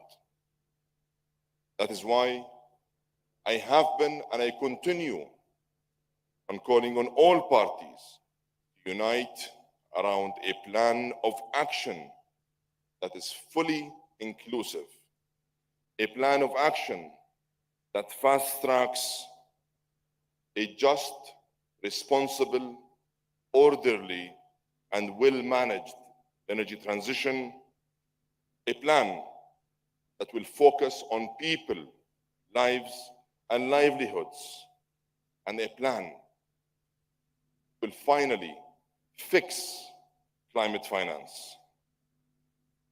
Ladies and gentlemen, Africa contributes just 3% of global emissions. Yet, we all know that it suffers some of the worst consequences. Droughts, floods, and failed harvests have exposed 1/5 of Africa's people to hunger, tripled the number of people displaced in the last 3 years, and is dragging down Africa's GDP growth by at least 5% every year. But there is also another narrative that unfortunately is overlooked and in a big way undermined and underestimated that needs to get out there. And that is Africa is also a beacon of hope filled with potential and a global example of what pro-climate and nature-positive development should and must look like. Ethiopia's Green Legacy Initiative is enhancing food security and stimulating green jobs across the Horn of Africa. The countries of the Congo Basin are protecting vital rainforests and helping preserve the world's natural carbon sinks. Kenya is closing on its goal of 100% clean energy by 2030. And the number of sub-Saharan countries in Africa with significant installed solar power has grown 6 times in the last 5 years. This great continent is rich in the resources that can help not just Africa, but the entire world transition to a zero carbon and high growth future. That said, we first need to deal with some realities, and we must accept to come to terms with these facts. Almost half of Africa's population still have no access to electricity. Almost 1 billion people lack clean cooking fuels, and this energy gap will only increase as Africa's population grows. These basic energy needs must be met, and meeting them with low carbon, nature positive solutions will meet Africa's development and climate goals at the same time. And the key to making this happen is, of course, finance and finance and finance. This finance must be made available. This must be made accessible, and this finance must be made affordable. According to the African Development Bank, $250 billion annually is required to meet Africa's climate finance needs. Africa only receives 12% of that amount, and less than 2% of that is going to adaptation. We can all agree that this is neither just or equitable. We must agree that it is a big missed opportunity. The World Bank estimates that every dollar spent on climate adaptation brings an average of $4 in benefits. It simply makes sense for Africa to get a fairer share of global climate finance. That is why I am calling on donor countries to close out the $100 billion pledge they made over a decade ago and to replenish the Green Climate Fund. I will continue to press on these issues. I am also calling on donors to double adaptation finance by 2025, and for all parties to transform the global goal on adaptation from theory and text into real action and tangible results. We also need early pledges for the Loss and Damage Fund to help vulnerable countries recover from severe climate impacts that they already are exploring and experiencing. What was promised in Sharm el-Sheikh must be delivered in Dubai. We can no longer accept pledges and announcements without clear roadmaps of implementation. In parallel, we must upgrade our financial architecture. We need a complete upgrade. In fact, we need a surgical intervention of the global financial architecture that was built for a completely different era. IFIs and MDBs must step up, and they must up their game. They need to raise concessional capital and lower debt burdens. They need to attract and leverage private capital at a multiple. And the multilateral, public, and private sectors need to mesh together and work as true partners to accelerate the delivery of practical solutions and real impactful projects on the ground. Excellencies, ladies and gentlemen, the United Arab Emirates has applied this model of genuine partnership to invest in clean energy projects in 70 countries around the world. We have always chosen to meet global challenges by building bridges and working with like-minded partners on solutions in the pursuit of progress and sustainable development. That is why I am pleased to answer the call made by African leaders to seize the opportunity of green growth. And today, it is my true honor to announce a new initiative between the United Arab Emirates and Africa that aims to unlock Africa's capacity for sustainable prosperity. Your Excellencies, the Abu Dhabi Fund for Development, Etihad Credit Insurance, Masdar, the Abu Dhabi Future Energy Company, and EMEA Power will join with Africa 50 as a strategic partner under the guidance of the UAE and African leadership to develop 15 gigawatt of clean power by 2030. Working together, we will deploy, and by working together, we will deploy $4.5 billion that will catalyze at least an additional $12.5 billion from multilateral public and private sources. It is our ambition that this will launch a new transformative partnership to jumpstart a pipeline of bankable clean energy projects in this very important continent. This initiative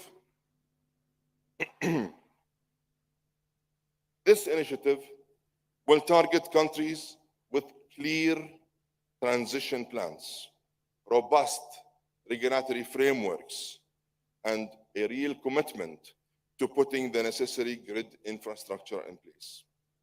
It will clearly demonstrate the commercial case for clean energy investments across this very important continent. This initiative is designed to work with Africa and for Africa. It will act as a scalable model that can and should be replicated. And it will support COP28's global goal of tripling renewable energy by 2030.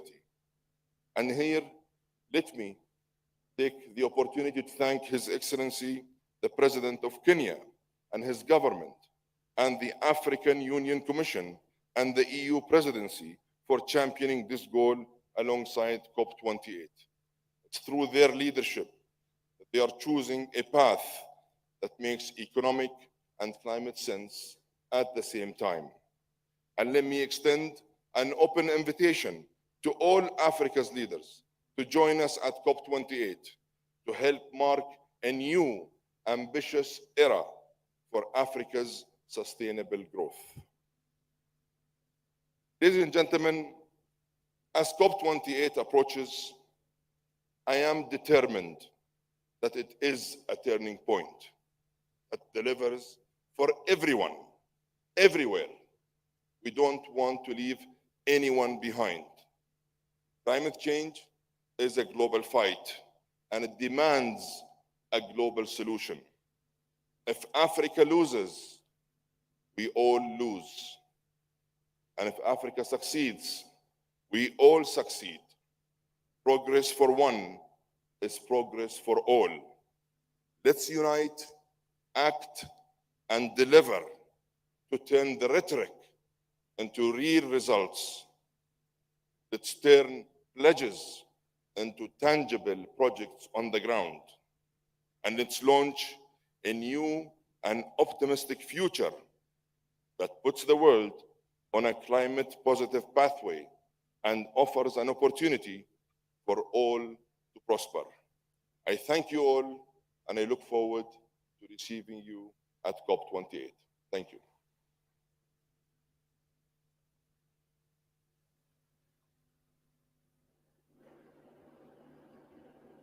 Thank you, Excellency. Excellencies, the Nairobi Declaration, like I indicated, will find itself to the UN General Assembly, and we are happy to have with us the UN Secretary General, His Excellency Antonio Guterres, who is both a politician and a diplomat who will guide the discussions and midwife the contents of our declaration to find itself into UN resolutions. Welcome, Your Excellency.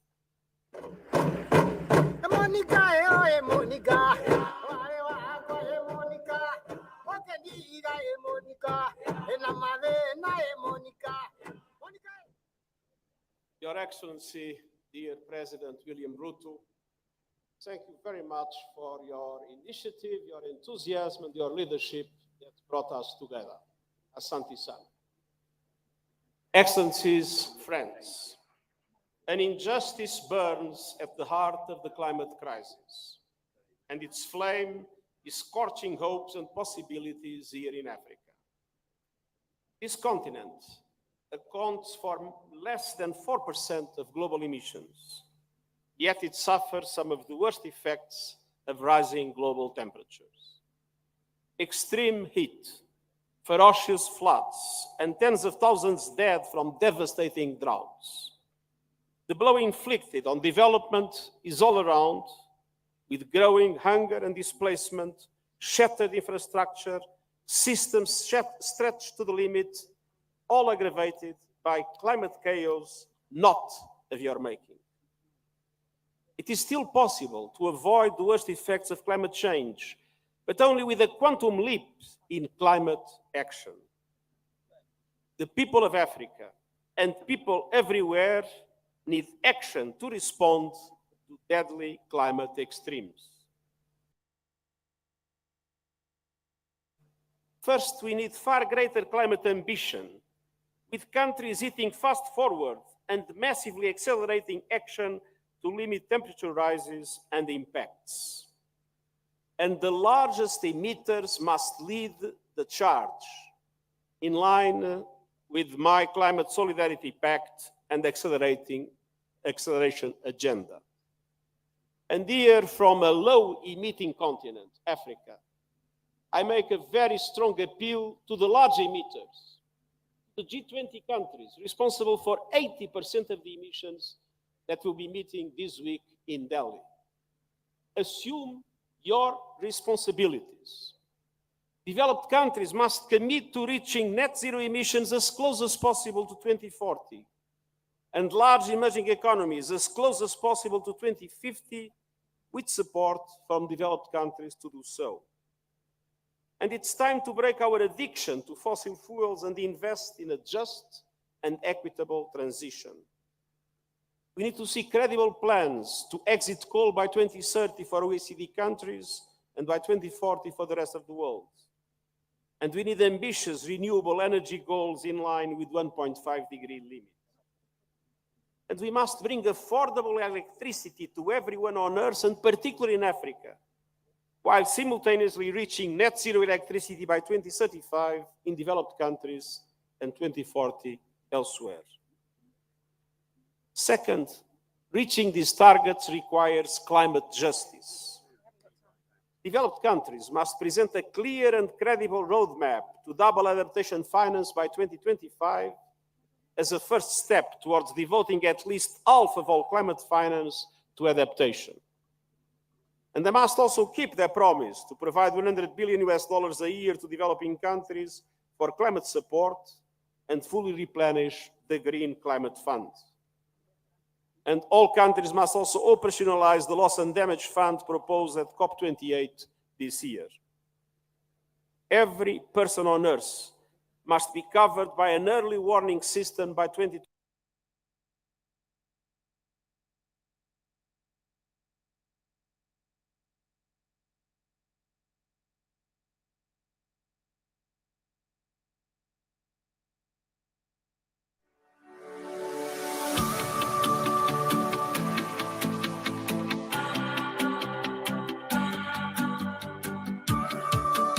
Life began in Africa, as they say, and we exported life elsewhere. And so I feel it's important that the talk on climate change begins right here at home and we export it elsewhere. This climate change conversation is very important for us as Africans. Of course, as been mentioned by everybody else, we are the ones bearing the biggest effect of it all. So we should be leading the conversation on how we can adapt, how we can mitigate, and how we can scale up and take advantage of the opportunities that are here in order for us to live better. It's our time as Africa to take the lead. For the longest time, climate change has been put in the back burner. It's not been talked about as much. And Africa is the one who's feeling the most effects of this climate change that we're experiencing. I accept that it is one thing to say what is possible and entirely another to make it happen. This summit is a moment to imagine a bold and radically affirmative African future. We do all that, but it doesn't count for much. But we do it anyway, because we love this world, because it's our home. And that is why the conversation of North versus South. The production and trade of these critical minerals must be sustainable, transparent, and just across every link of the supply chain, with maximum added value produced within African countries. African leadership is also helping to generate innovative green economies anchored in renewable power. From the greater Horn of Africa, where over 85% of electricity generation comes from renewables, including massive hydropower projects in Ethiopia, Kenya, and Sudan, to wind and solar projects in Egypt, Algeria, Tunisia, and Morocco, to Mozambique, which gets nearly 100% of its energy from green and sustainable sources, to the increased installation of large-scale solar projects, including in South Sudan. At the same time, Africa is home to 60% of the world's best solar resources, but only 2% of global investments in renewable energy over the last 2 decades.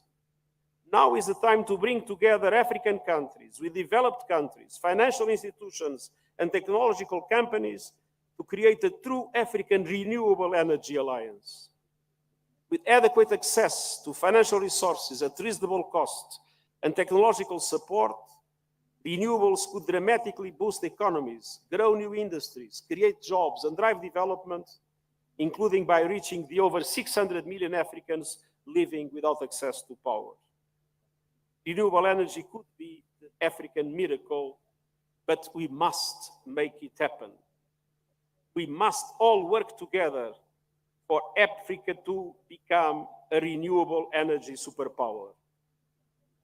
Excellencies, friends, just as the injustice of climate change burns fiercely here in Africa, so do the opportunities. I'm convinced that Africa can be at the heart of a renewable future. The summit and the solutions being discussed here represent a big step forward, but our countries must not be alone in this journey. At the end of this month, I will hold, on the way to COP28, a Climate Ambition Summit to summon the world's attention and committed action to climate change and the need to support developing countries as they transition to a renewable future. Ambition in mitigation must be in parallel with ambition in climate justice. Now is the time for all countries to stand as one in defense of our only home. Let's deliver the climate justice that Africans, the world, and the planet we share demand and deserve. Asante sana.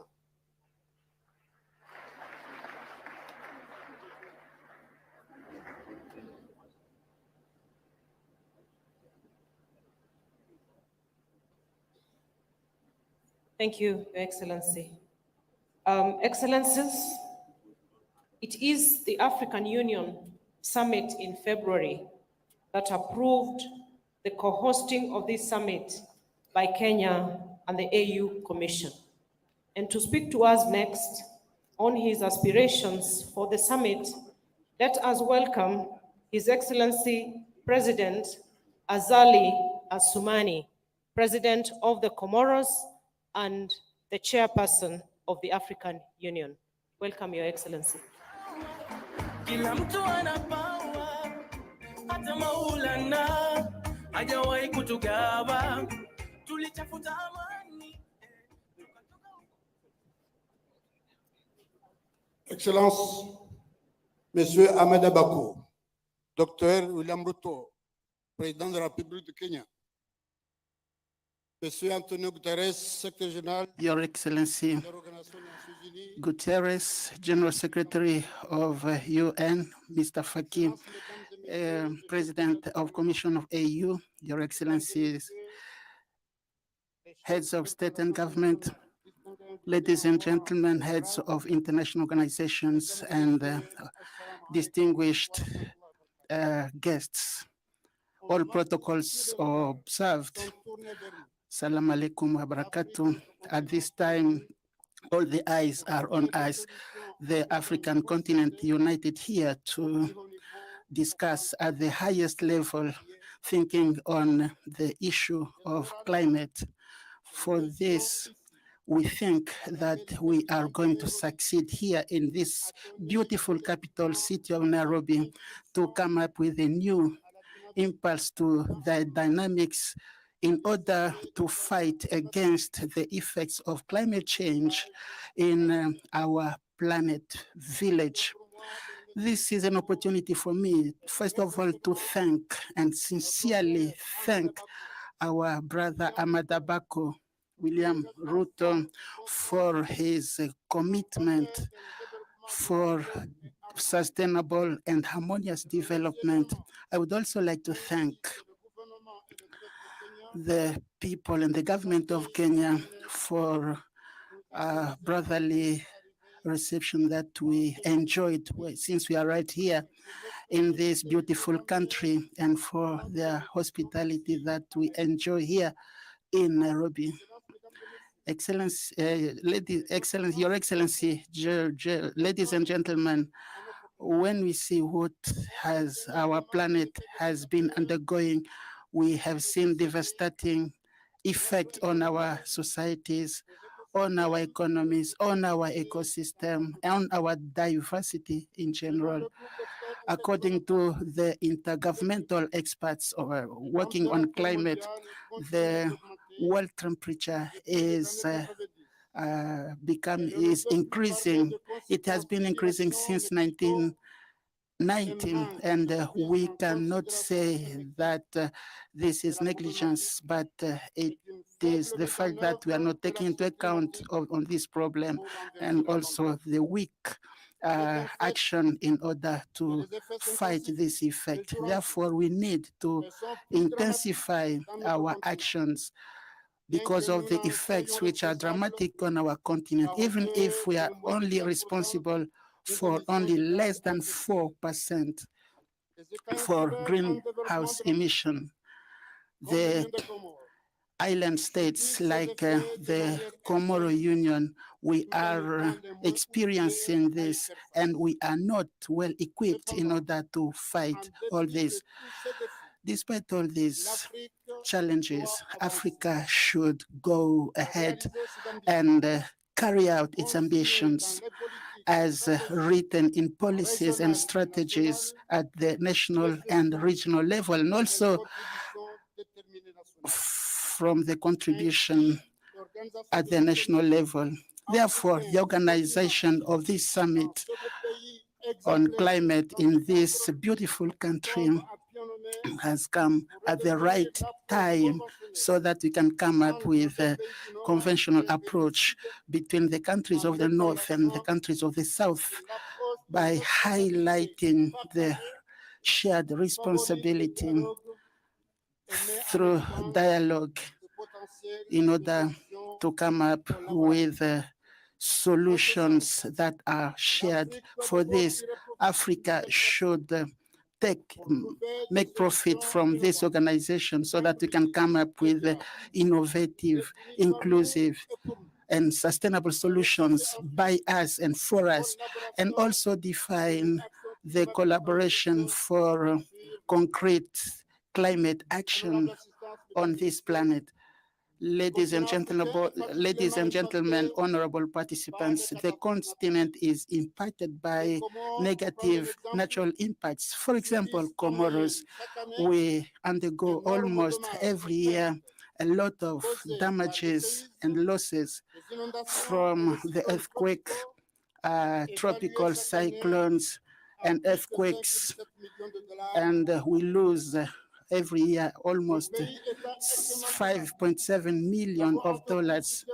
My country, we have carried out programs in order to do the adaptation and mitigation. For mitigation of energy, energy is an important potential by using renewable energy, air energy, photovoltaic energy, in order to produce electricity and reduce the use of firewood in homes and industries.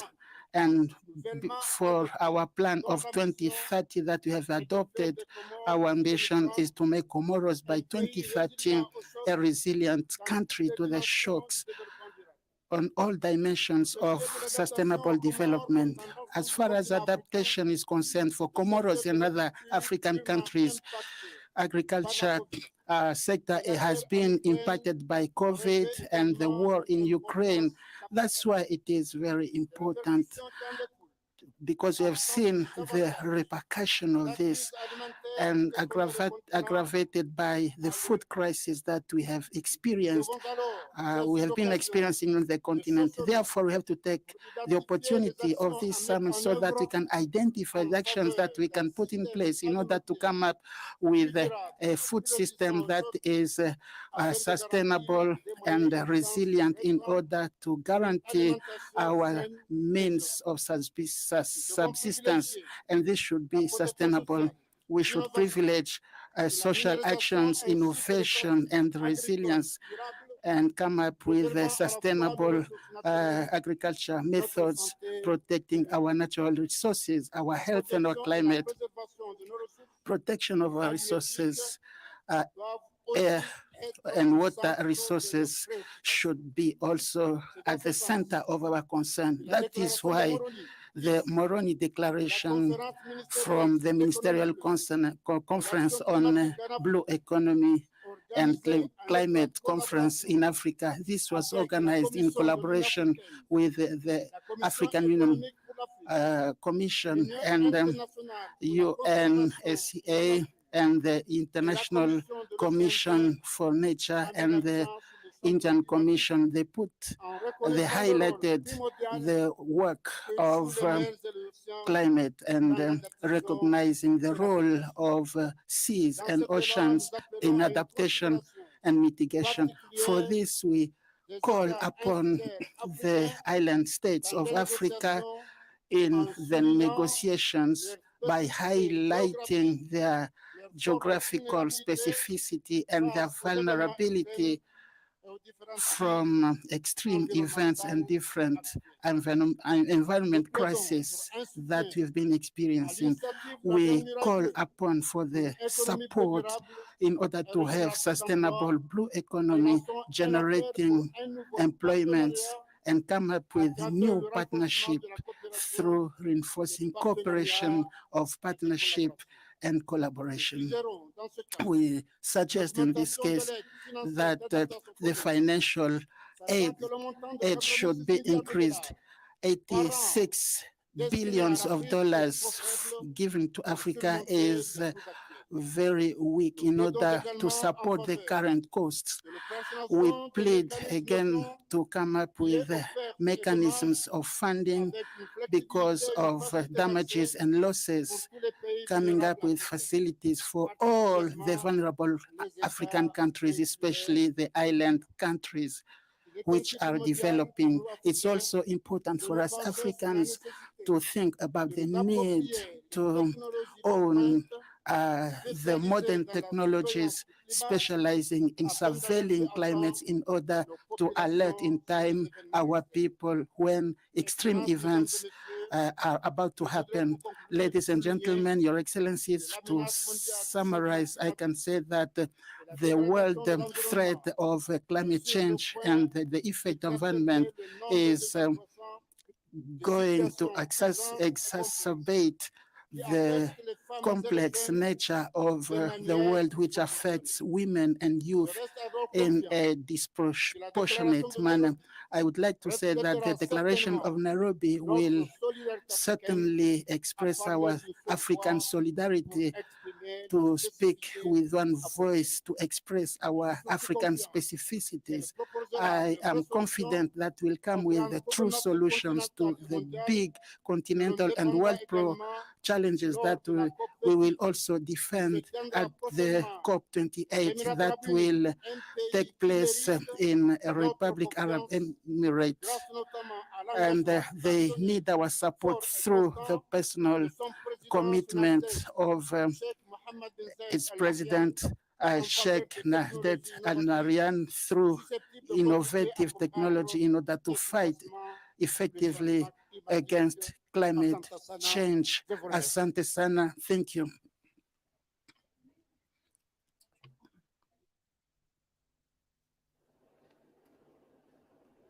Thank you, Your Excellency. Excellencies, now to cap for us this opening session is the chairperson, the Committee of African Heads of State and Government on Climate Change, and also the President of the Republic of Kenya, His Excellency William Samoei Ruto. Welcome, Your Excellency.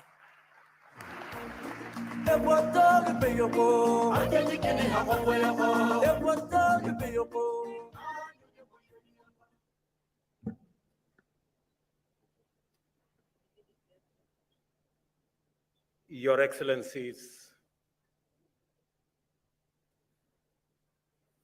honorable ministers, distinguished participants, delegates, ladies and gentlemen, good morning and welcome to Kenya.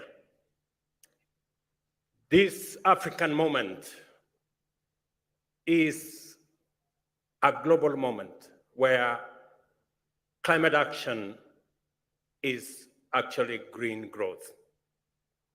I am delighted to be here with you for a number of reasons. First, I am excited to participate in this summit as a scientist who has done some research on ecological impacts of human activity on fragile and precious ecosystems, including rivers and wetlands.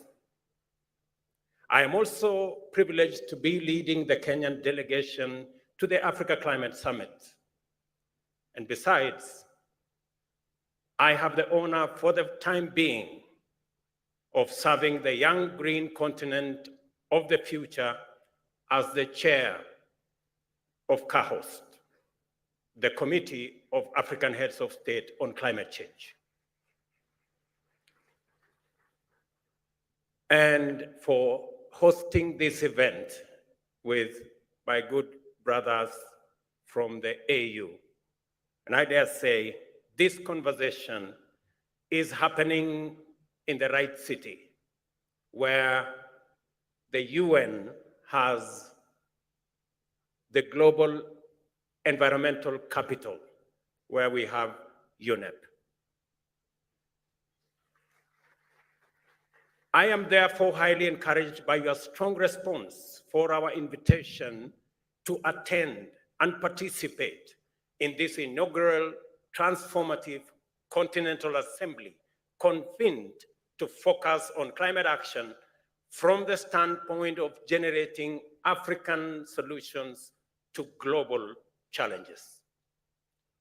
The participation in the numerous events that make up this summit has so far demonstrated impressive commitment, extraordinary enthusiasm, exemplary motivation, and unparalleled determination to confront the problems, clarify issues, engage inclusively, and define a unique strategy platform for the implementation of bold interventions to catalyze progress in the global climate action agenda.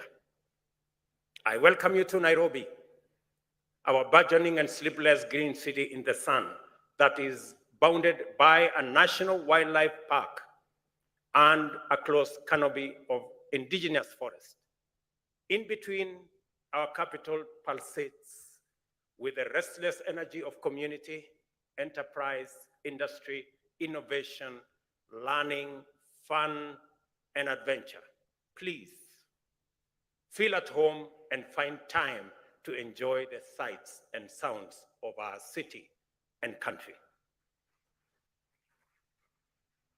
And when I say welcome home, it's both figuratively, but also in reality.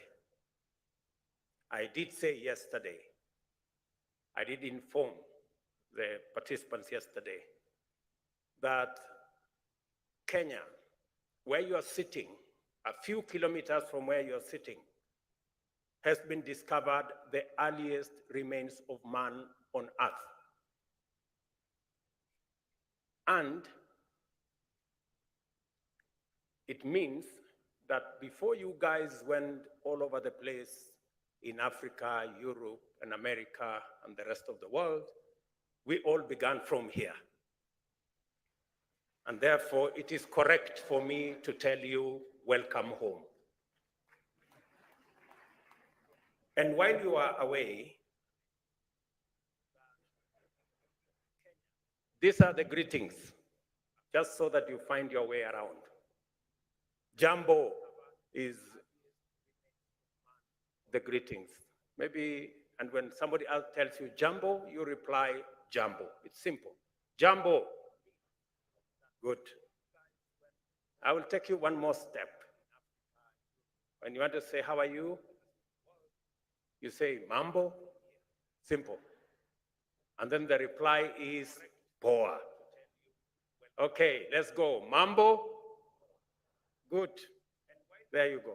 So I'm sure you'll find your way around with that. Africa is a very young continent. Our median age is 19. Africa's youthfulness is precisely the attribute that has inspired African leaders to imagine a future where Africa finally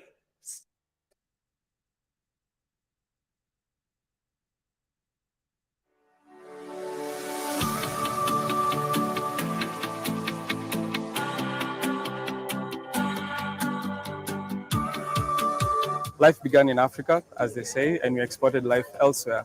And so I feel it's important that the talk on climate change begins right here at home and we export it elsewhere. This climate change conversation is very important for us as Africans.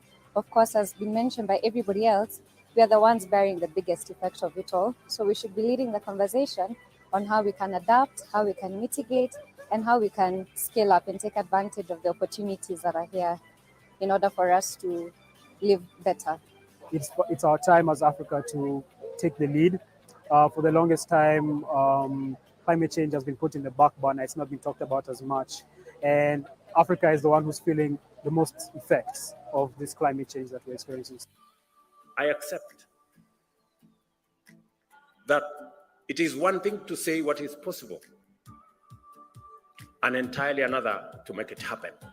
This summit is a moment to imagine a bold and radically affirmative African future. We do all that but it doesn't count for much. But we do it anyway because we love this work, because it's our home. And that is why the conversation of North versus South must come to an end.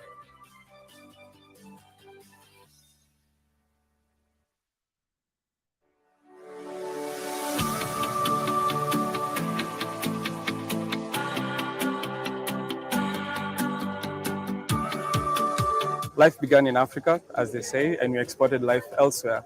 And so I feel it's important that the talk on climate change begins right here at home and we export it elsewhere. This climate change conversation is very important for us as Africans. Of course, as been mentioned by everybody else, we are the ones bearing the biggest effect.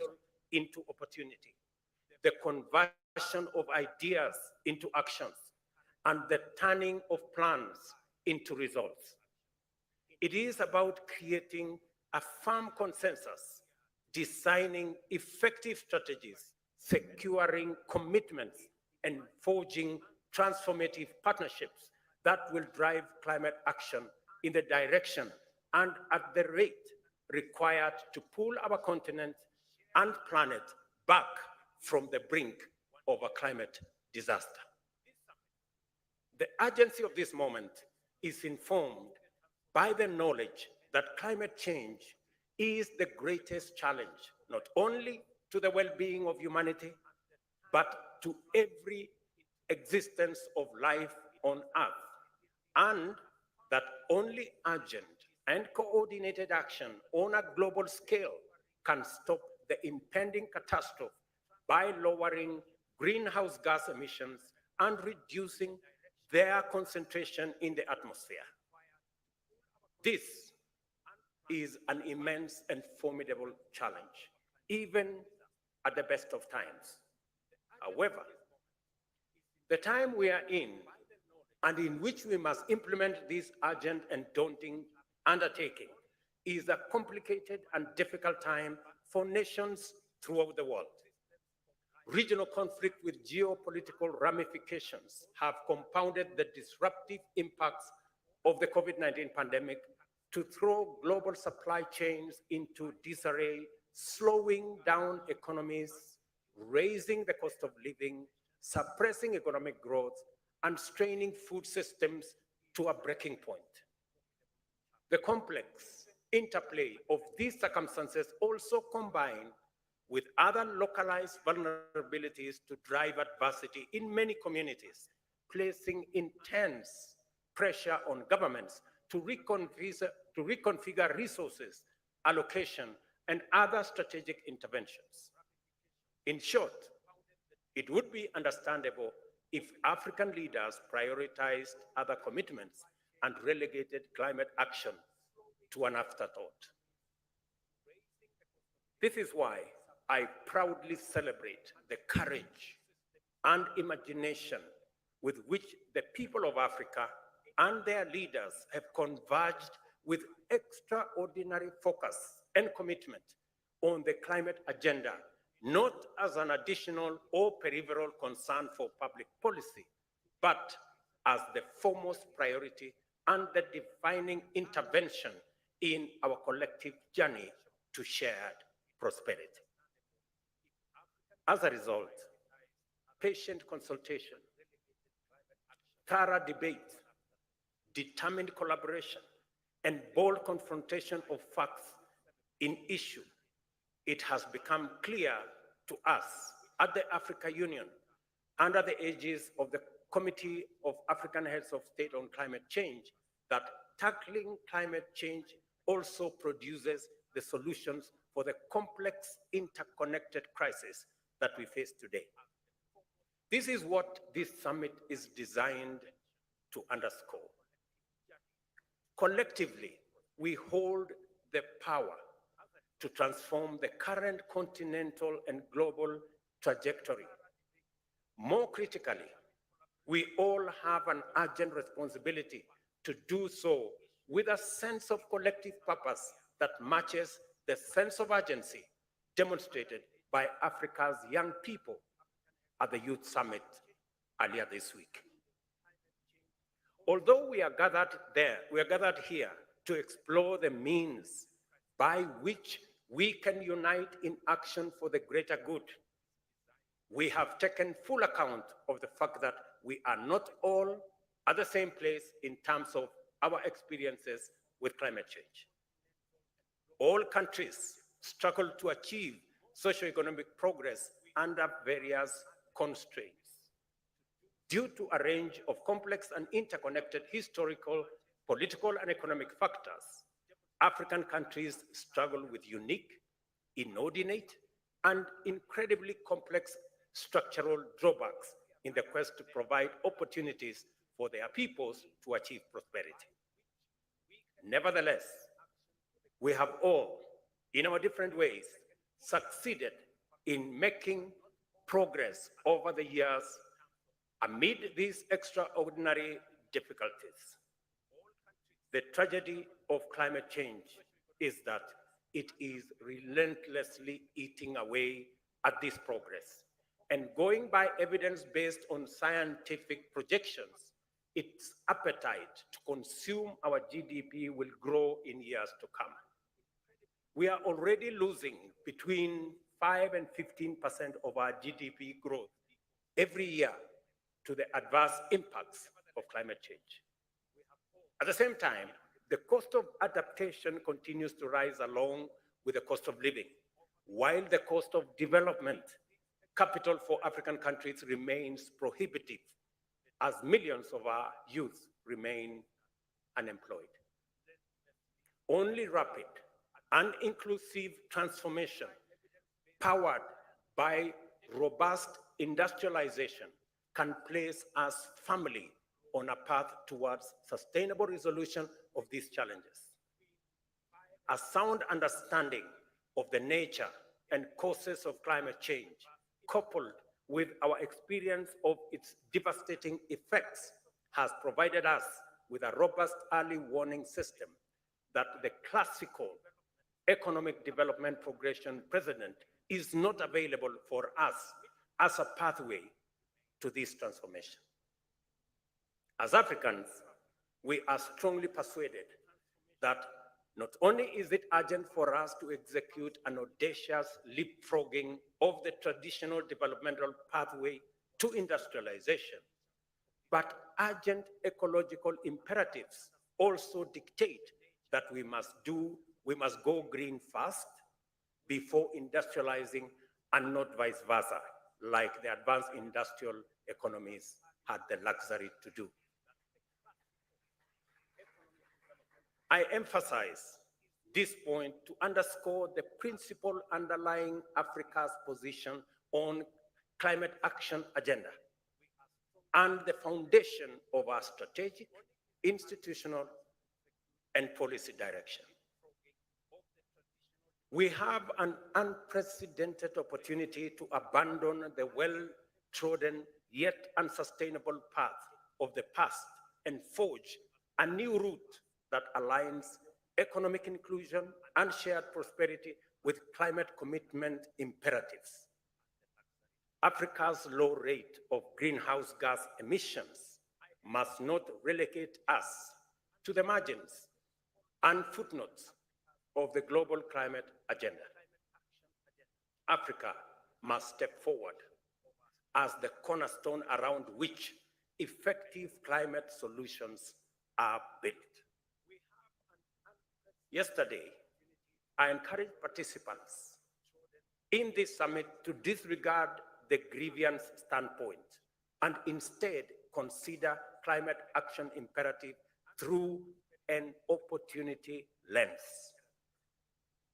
As soon as we do that, a nexus of feasible sequences begins to emerge in an unbroken continuum from potential to opportunity, and through investments and technological innovation into green manufacturing and industrialization, including shared prosperity.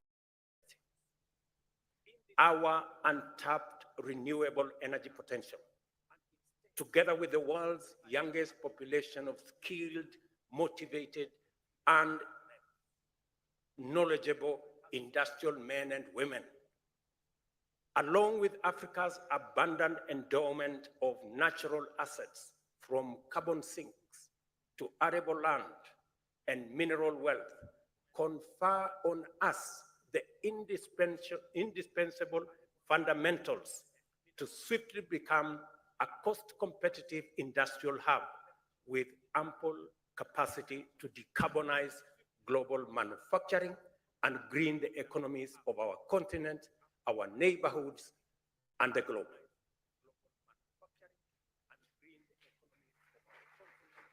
It is good for us to be open about the need to confront a couple of basic truths. First, it is demonstrably clear that none of the world's industrialized nations will be able to achieve their net zero goals within the time indicated by scientists to avert further warming. Secondly, unlocking Africa's potential to undertake economic transformation along a green trajectory is the most feasible, just, and efficient way to attain a net zero world by 2050. With those two combined, Africa's capacity to limit its own emissions is the clearest pathway to enable the world to achieve its climate action targets. Africa's opportunity is a global opportunity and a chance for humanity to redeem its intergenerational legacy. Scientific experts have consistently demonstrated, from analyzing available evidence and making projections, that these can be achieved while generating jobs in their millions, creating enormous investment opportunities, and catalyzing unprecedented economic growth. Under a proper green growth paradigm, climate action also serves as a robust engine for poverty reduction, employment and wealth creation, and economic transformation.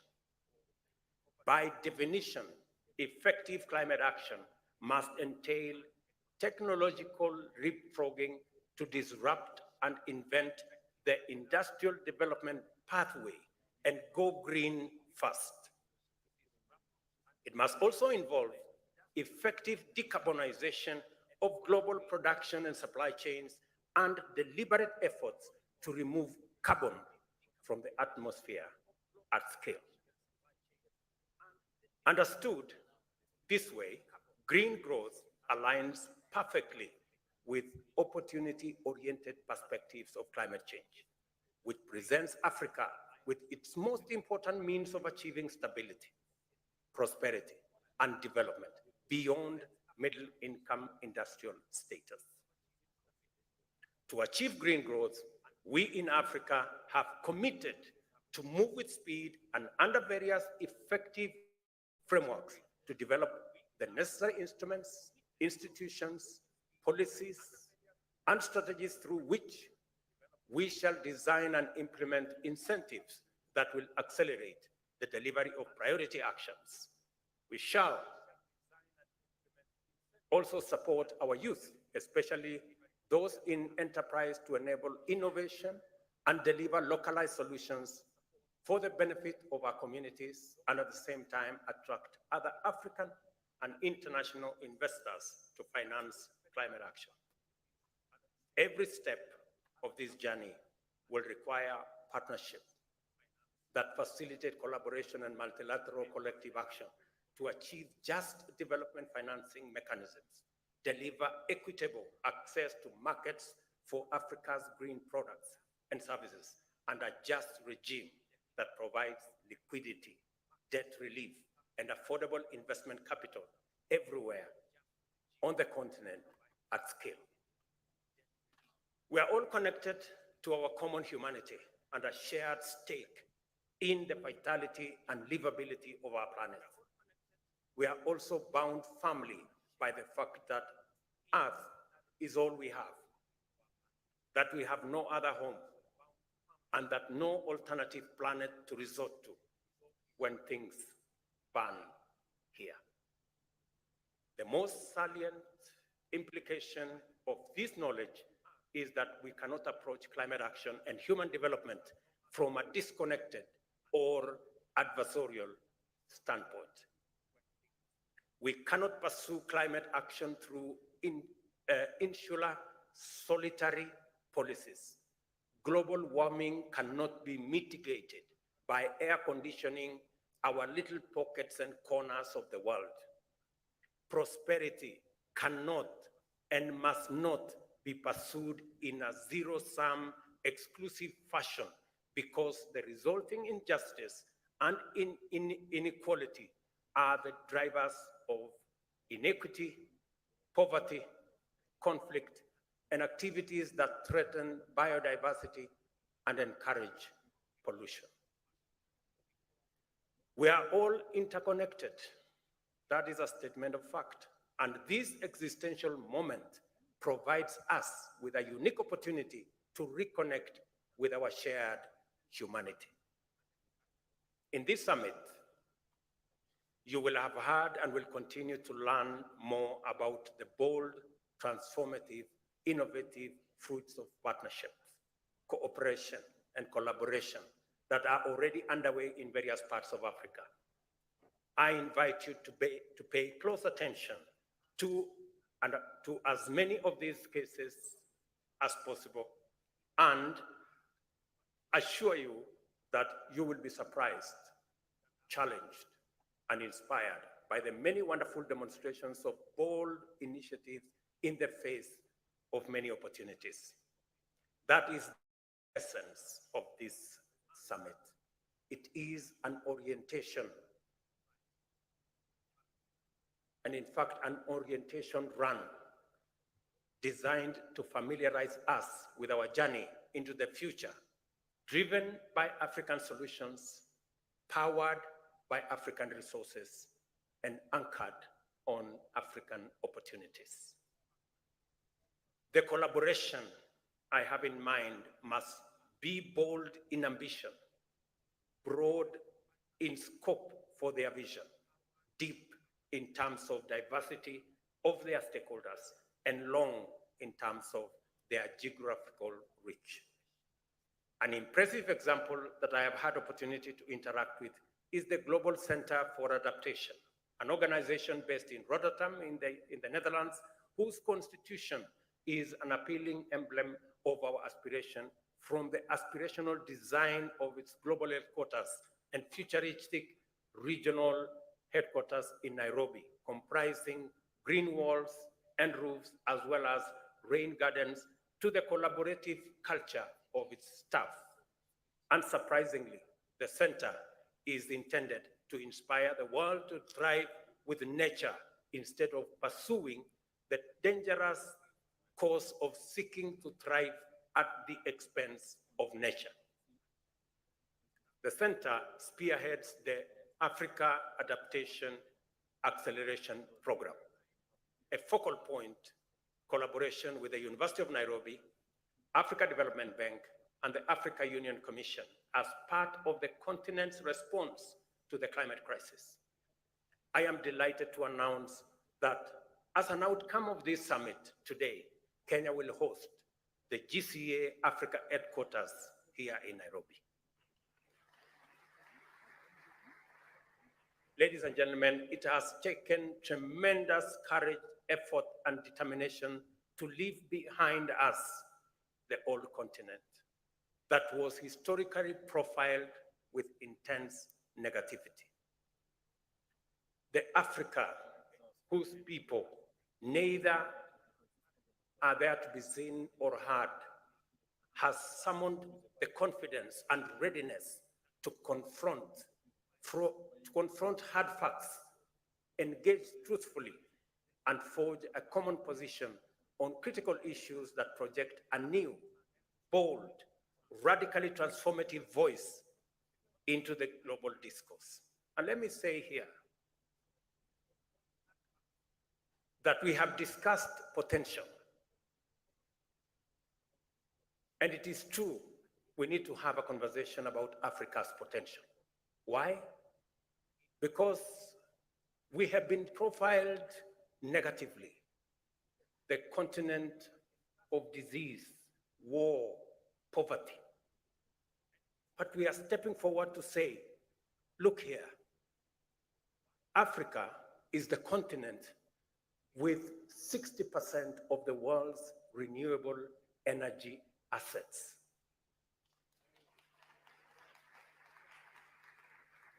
Whether you talk about wind, whether you talk about solar, geothermal, hydropower.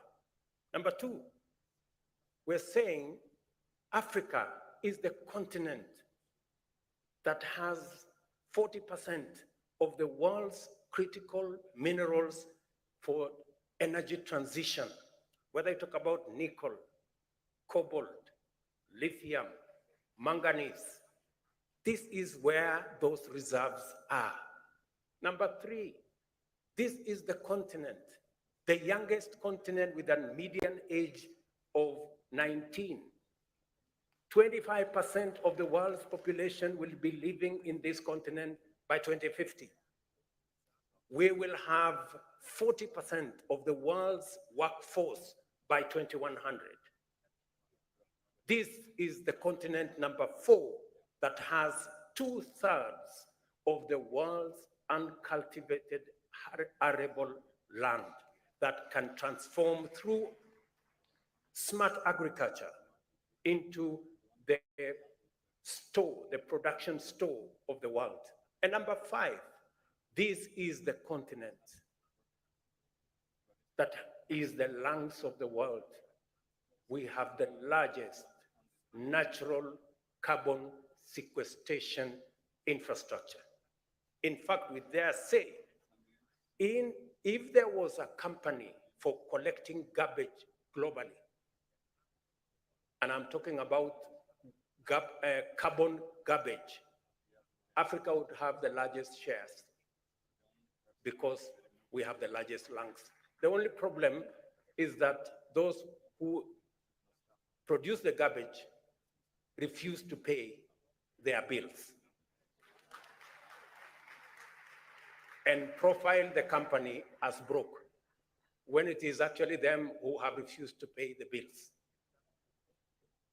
So that is our continent. It's a continent of tremendous potential. And that is why Chinua Achebe told us that until the lion learned the art of writing, all stories glorified the hunter. I think we have learned to write, I think we have learned the art of writing. And that is why we are going to write our own narrative. That is the continent that we belong to. Let me also say another thing, opportunity. Yes, this climate crisis, climate change, and the climate crisis that comes with it, yes, it is true, we contributed the least. Yes, it is also true, we are suffering the most. But in this crisis is Africa's opportunity. And that is what we want to focus on. Africa's opportunity to unlock the tremendous resources that we have for green energy transition. And we must exploit this opportunity. And number 3, so that I conclude, is that this is the continent that has the highest investment potential. We are only limited by 2 things. Number 1, we are limited, as I said earlier in my statement, by high interest rates for development capital. Many of our countries, and we are here and they say figures don't lie. 9 countries are already in debt distress in our continent, over the cliff. 13 countries are classified as high risk, and another 17 countries are classified as moderate risk.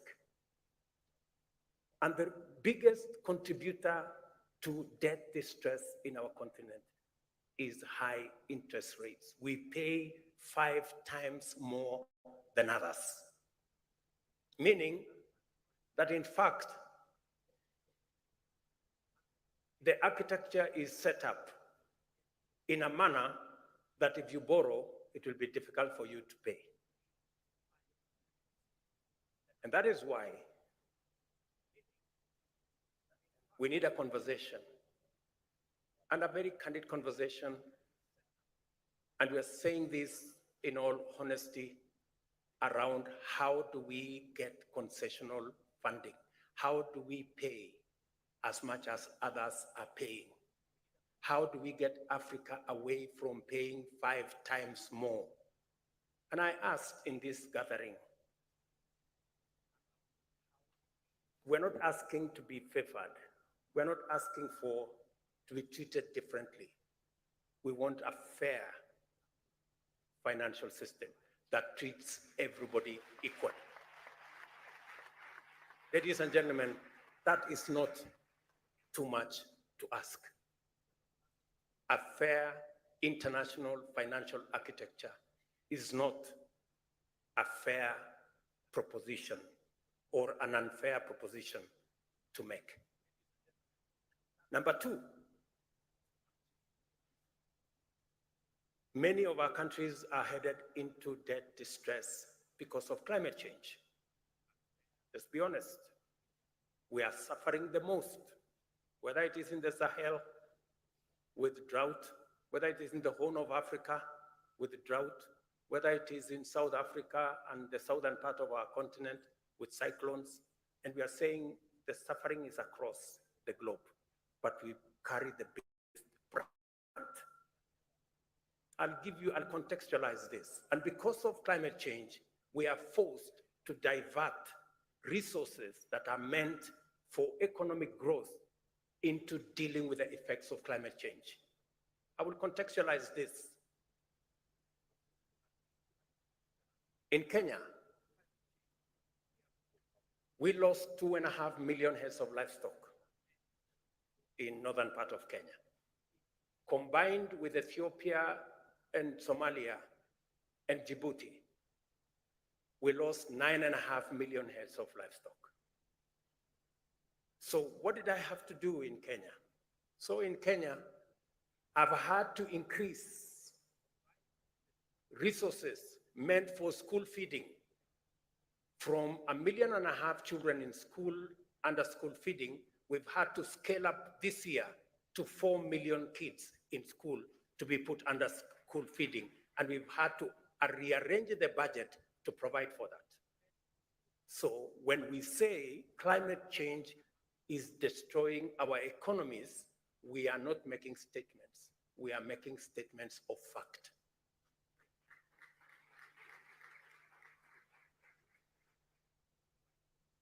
And that is what is driving many of our economies in that direction.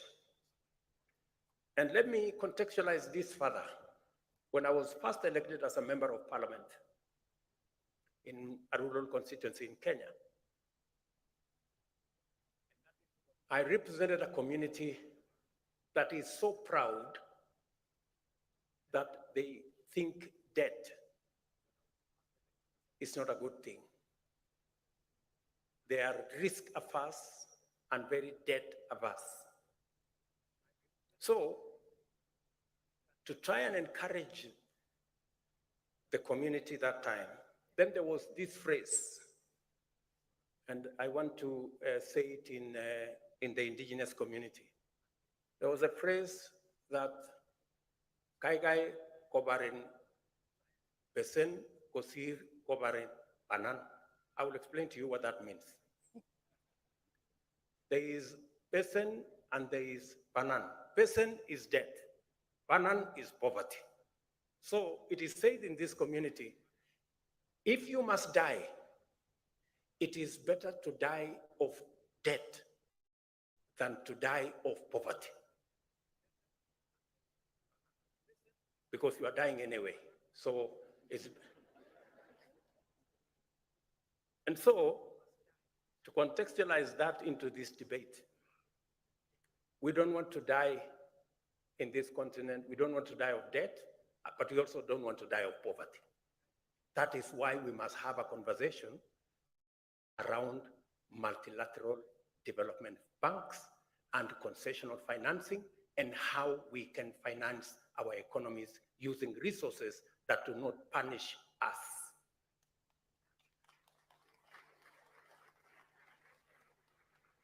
And when we make this proposition, we have tremendous respect for our multilateral development banks. They are doing their best. We have the best of respect for them, but we believe they can do better. We believe that there is an opportunity. We need to explore the SDR, Special Drawing Rights window. And this time round, we want to have that window when it's made available because it is possible. Let those who need the resources get, not those who don't. In the last experience, those who did not need the resources got more than those who needed the resources. We need to have a paradigm shift this time round. And number two, we believe that it is possible to expand concessional financing through leveraging on the balance sheets of these institutions. And finally, to be able to unlock the resources that we need to be able to drive these new investment and financing opportunities, especially for green energy. We believe it is time to have a conversation about carbon tax. I said we need to have a conversation about carbon tax. And I mean we need to have a conversation about carbon tax. Yes. We believe it is the only way, it is among the ways that we can raise additional and adequate resources for us to finance our development. And while we are thinking about financing, for us in Africa, three things are very important. As they say in Kenya, mambo ni matatu. Number one, speed. It takes inordinate to access any meaningful resources. Number two, it requires scale, because we've all agreed that enormous resources are required. And number three, affordability, so that we all pay the same. And that is why this event is both Africa's climate summit and a global pre-COP28 convention. Africa is meeting and Africans are talking. The world is listening. We must use this opportunity to lead the world in a new direction towards a future that holds immense promise for both Africa and the entire world. The many initiatives showcased at this summit testify to the courage of African enterprise and innovators to pursue breakthroughs, exploit opportunities, develop models, and take risks to make our tomorrow better than our today. When the global stocktake is released, there will be another opportunity to test our courage and resolve by asking each other hard questions in the spirit of fashioning the new way to achieve rapid improvements. We have therefore committed to conclude this summit with a declaration which will firmly encourage everyone to keep their promises, even in hard times, as a matter of justice, to hold each other to account, to collaborate, and to innovate. This African moment is a global moment. We are in word and deed full stakeholders in this global journey and its primary navigators at this stage. I urge everyone at this summit to exercise bold leadership and contribute to our efforts to reconfigure global markets and international institutions around African aspirations and strategic goals. I call on each one of you to do their part so that the potential that lies in our continent can deliver opportunities for Africa's youth, communities, enterprises, and nations to actualize a future for all of us. It is a matter of long-standing African wisdom that if you want to go fast, go alone. But if you want to go far, go with others. We have a long way to go and no time to lose. In this moment of existential urgency of whole humanity, I dare say that we have our ancestors' permission to innovate a way not only to go fast, but also go together, provided we consult thoroughly, engage in good faith, collaborate effectively, and proceed inclusively. This is an emergency, and we must undertake climate action and green growth with this understanding. I thank you. God bless you. God bless Africa. Asante sana.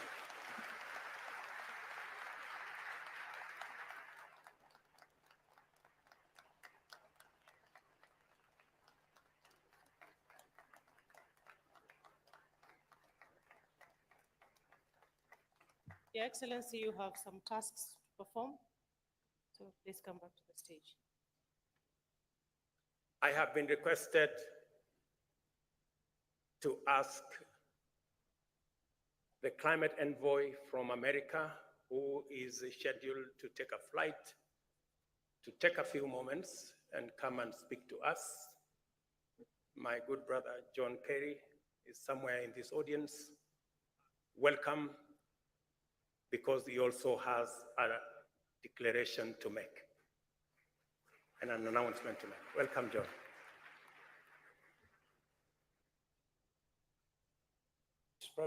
Mr. President,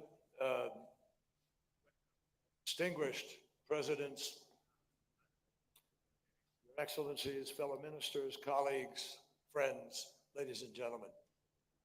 I have a feeling that after that extraordinarily powerful presentation by President Ruto, nobody should say anything. We should just act.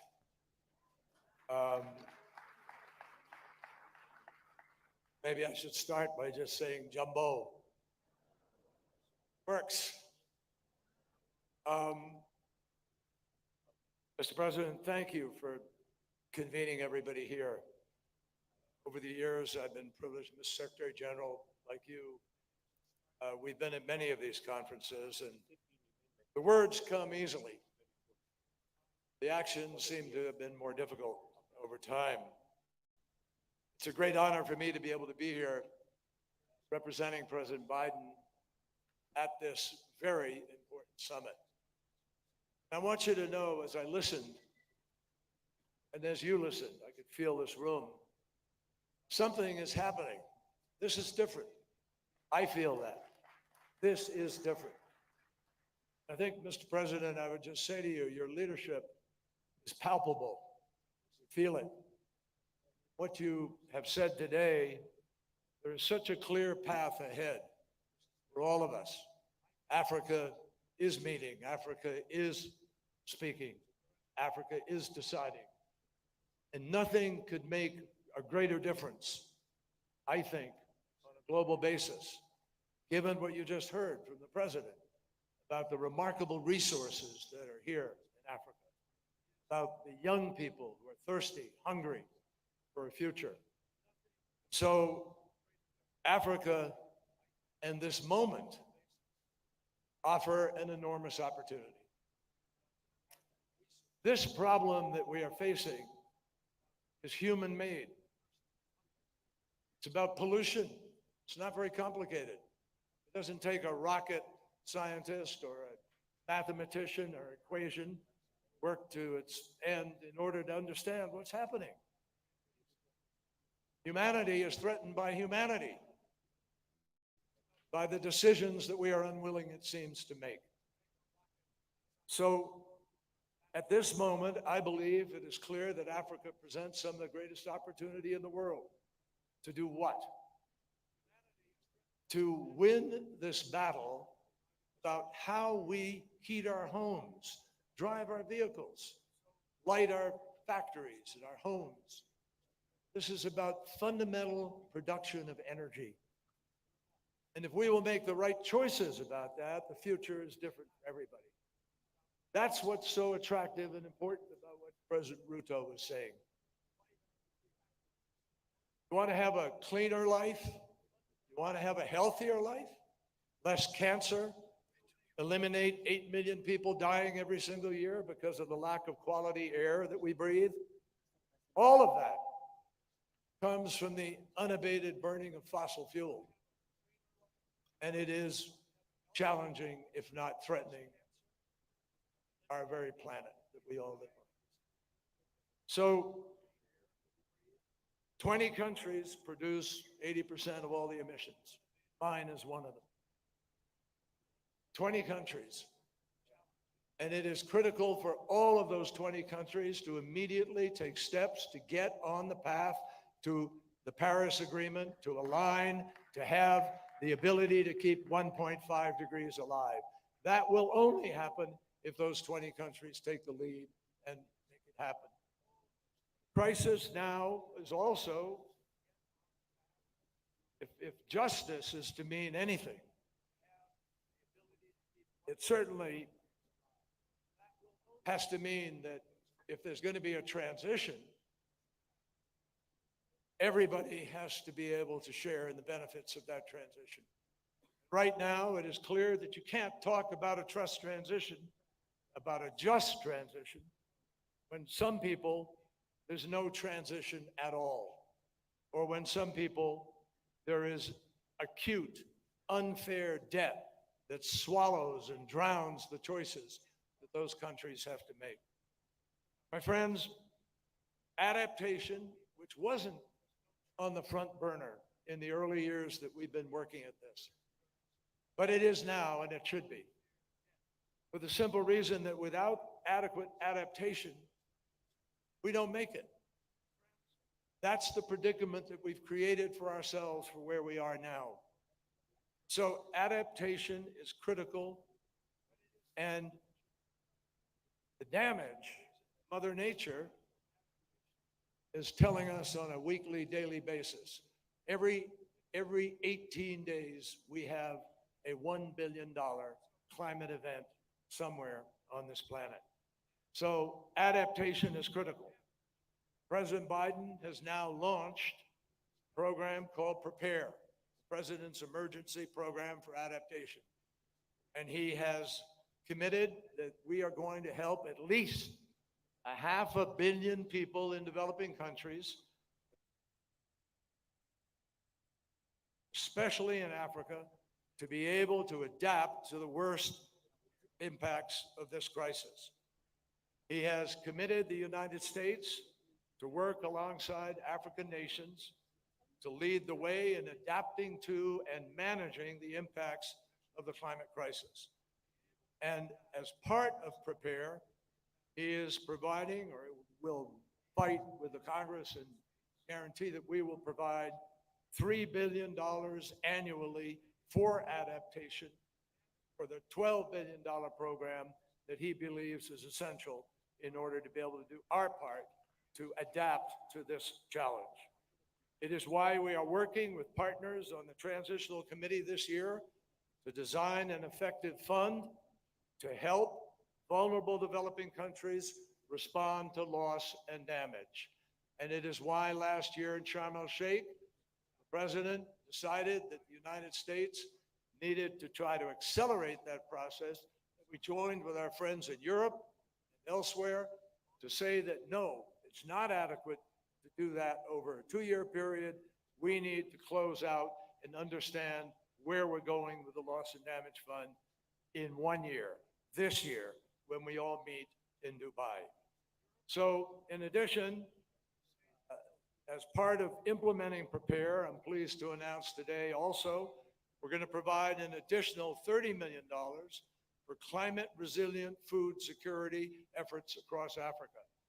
First, $20 million to the Africa Adaptation Initiative for the Food Security Accelerator, and that will invest in agricultural businesses and help them create their own independent climate resilient supply chains. Second, $10 million will go to the Climate Resilient Adaptation Finance and Technology Transfer Facility to scale technologies so that we can advance adaptation efforts like cold chain storage, which would help maintain the quality and safety of food from the farm all the way to the homes of people in the world. We've learned that adaptation saves lives, creates jobs, and obviously it's just plain old common sense. Roads and bridges that are built today can only spur growth and curb poverty if they're still standing tomorrow. So in many ways, we have learned Africa suffers to a great degree the worst impacts of the climate crisis. And it is essential every country step up to help other nations, and particularly Africa at this point, in order to be able to adapt to the climate impacts. But at the same time, we also have to continue to mitigate, and I think you all understand that. Of the 20 most impacted countries in the world, 17 are in Africa. That tells the story. We all have a moral obligation.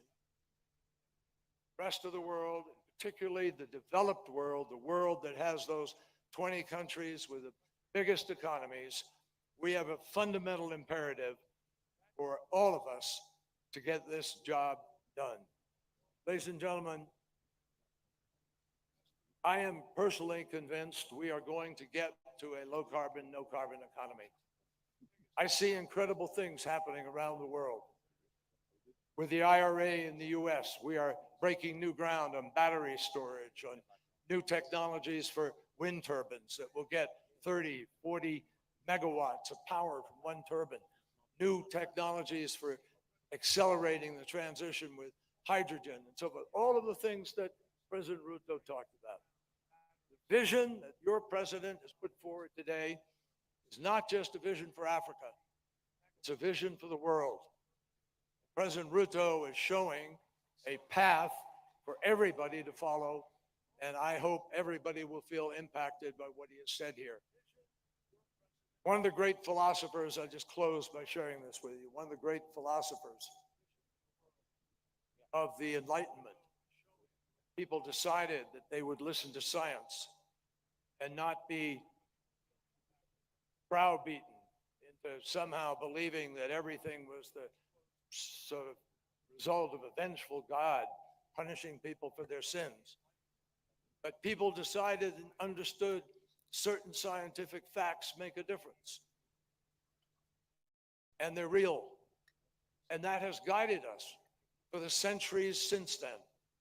Those pathfinders helped us to understand how to break ground and build a world in which we can have vaccines and deal with new technologies and go to the moon and so forth. We can win this battle, but we only win it if we make some fundamental decisions. Emmanuel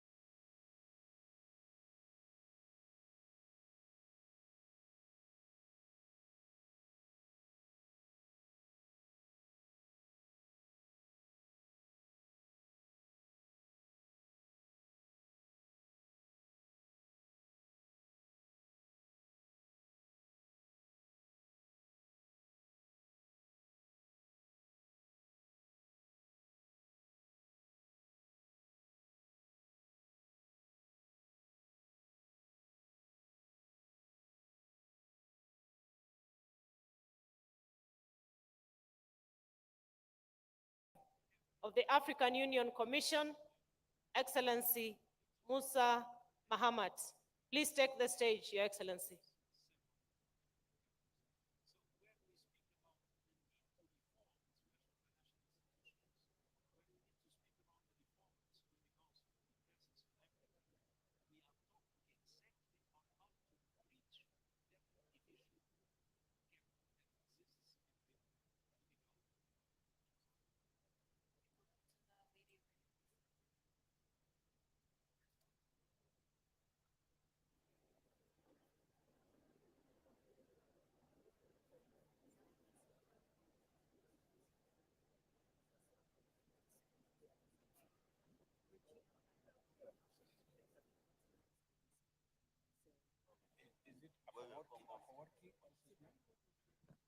Thank you very much, ladies and gentlemen. We are now transiting into the next session where we will ask our heads of state to make their country statements if they wish to. And we are going to start.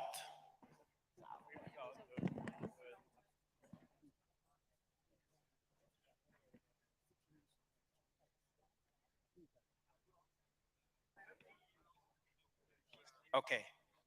I'm going to ask our elder, President Sassou Denis Nguesso, to make his statement. Your Excellency, sir. And you can choose whatever podium. You can use that, or you can use this.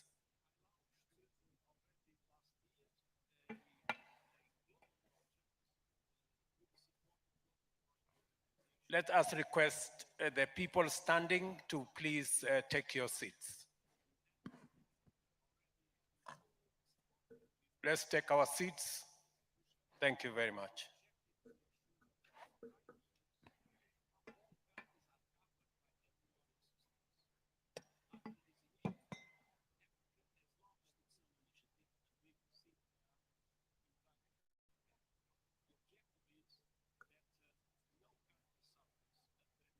Monsieur le Président de la République du Kenya, cher Williams, Monsieur le Président en exercice de l'Union africaine, the President of the African Union, Sheikh Assoumani, the President of the Union of Comoros, ladies and gentlemen, the heads of states and governments, the Secretary General of the United Nations, the President of the African Union Commission, Madam President, Chairman of the European Union, ladies and gentlemen, I would like to express my profound gratitude to His Excellency William. President of the Republic of Kenya and the people of Kenya for the warm welcome accorded to me as well as to my delegation. In addition, I have the pleasure to express my gratitude to the Republic of Kenya and to the organizers for the kind invitation to attend this first African Climate Summit, which obviously is focusing on climate in Africa. To develop green growth and the solution for financing climate for the world and Africa and the world. And is an essential theme for which we should mark our presence. And I want to congratulate warmly His Excellency Mr. William Ruto, President of the Republic of Kenya, for the successful convening of this summit here in Nairobi. The quality of the exchange of views should lead to recommendation for the establishment of a new architecture of the financing of climate financing, as mentioned in Paris in the beginning of July this year. The issue of the financing of on more than one score.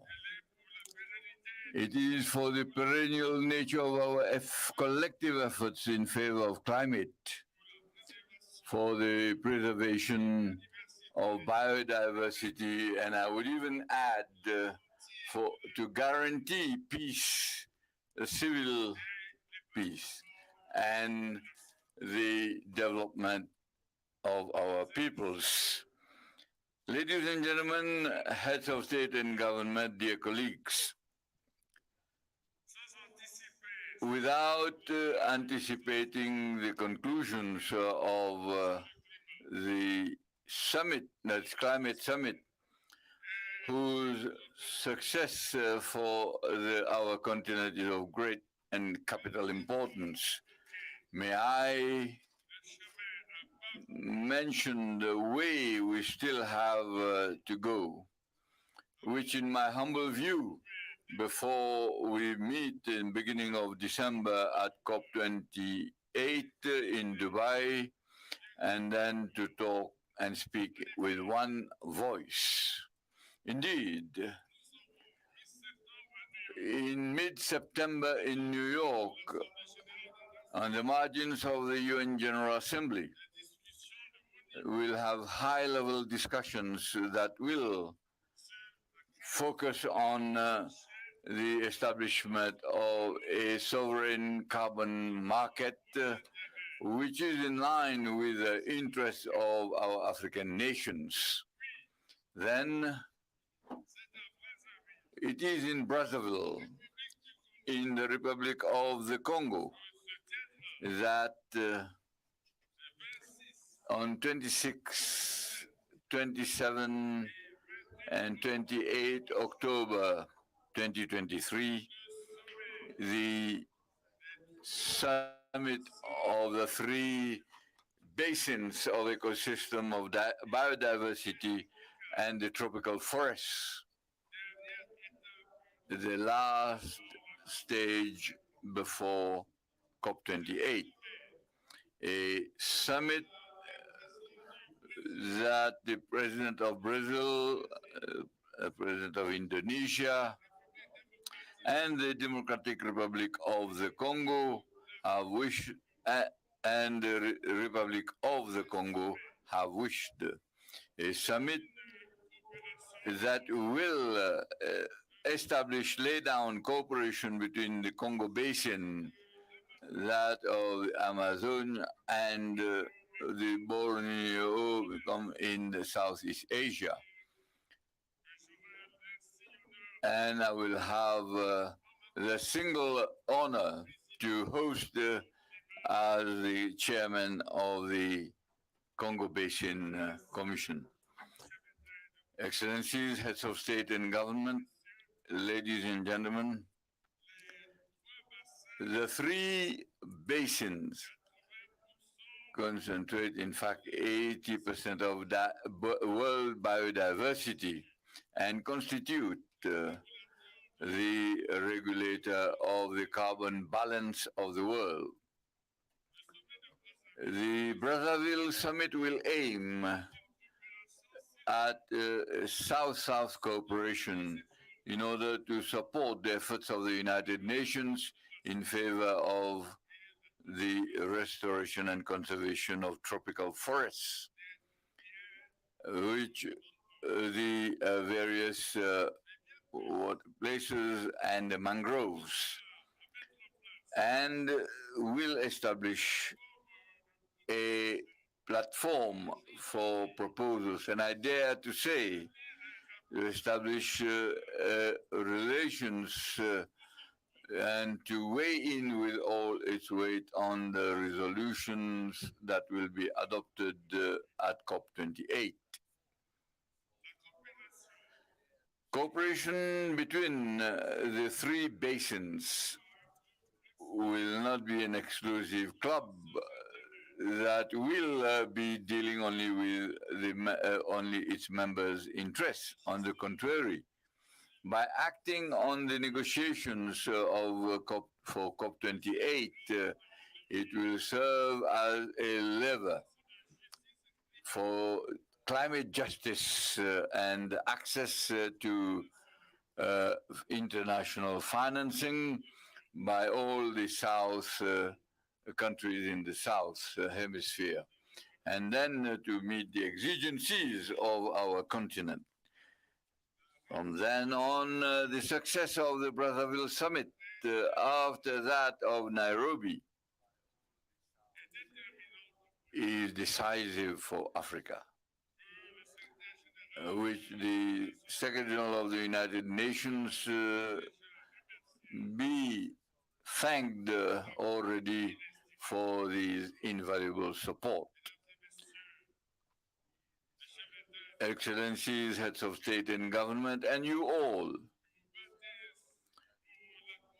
you who fight for climate justice, I invite you to join us in Brazzaville, which will be a summit before COP28 of Dubai. I thank you. Thank you very much, Mr. President.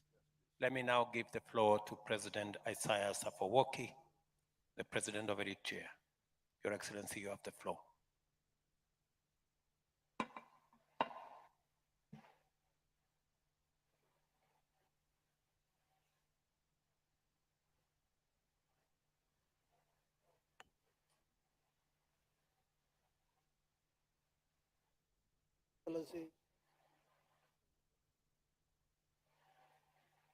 Excellencies, heads of state and government, distinguished delegates, ladies and gentlemen. Allow me first to express our gratitude to President William Ruto for hosting the African Climate Summit and for the warm hospitality accorded to us. Climate change posed by all accounts one of the most pressing challenges of our times. Its impact in Africa will be immensely aggravated, compounded as it is by a host of other major hurdles. Extreme weather change that entail more frequent and intensified droughts, irreversible change to Africa's ecosystem, marine biodiversity, as well as rich flora and fauna, cannot bode well in Africa's potential and aspirations for rapid economic growth. They will also mortgage the opportunities and livelihood of future generations. True, there are reservations and skepticism on the accuracy of the forecasts and doomsday predictions in relation to the voluminous scientific data collected so far. There are also those who bemoan media hype and sweeping generalizations pronounced in various conferences. But these differences of emphasis notwithstanding, the gravity and urgency of the situation will be downplayed only at our collective peril. In this perspective, and in our modest view, efficacy and impact of our collective response is positively correlated with the linkage and synergy we develop in a three-pronged approach: the national, continental, and global platforms and networks.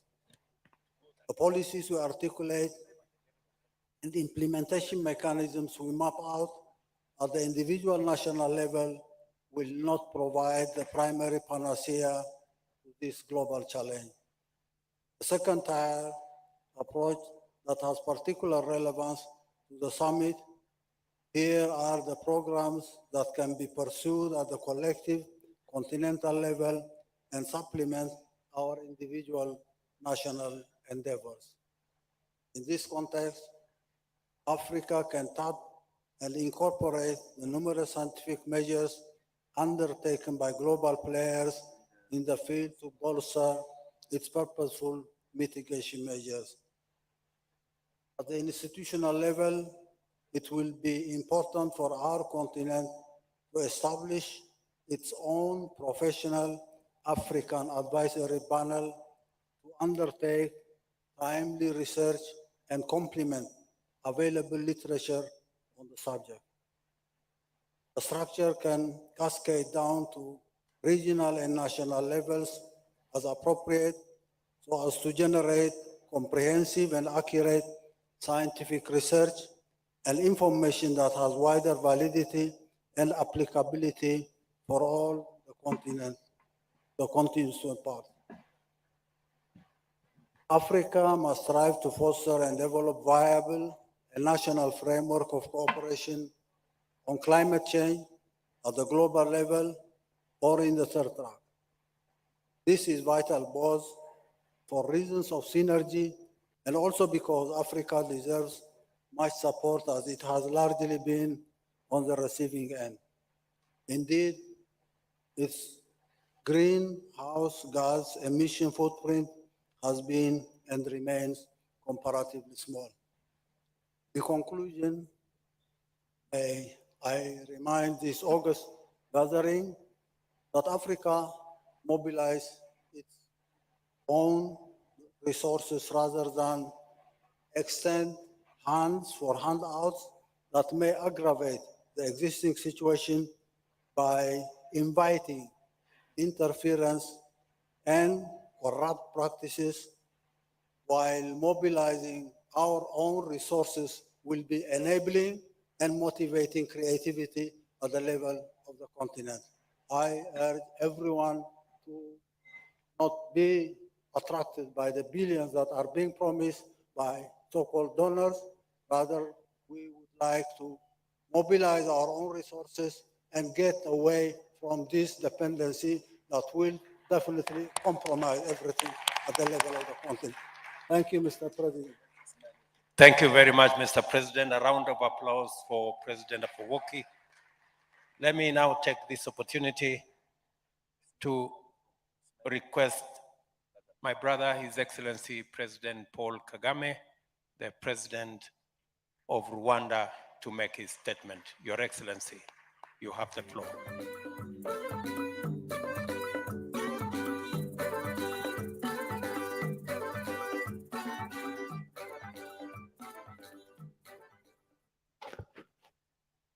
Excellency, Dr. William Samoei Ruto, President of the Republic of Kenya, Excellency Azalia Sumani, President of the Union of the Comoros and Chair of the African Union, Excellencies, Heads of State and Government, Excellency Musa Faki Mahamat, Chair of the African Union Commission, Excellency Ursula von der Leyen, President of the European Union Commission,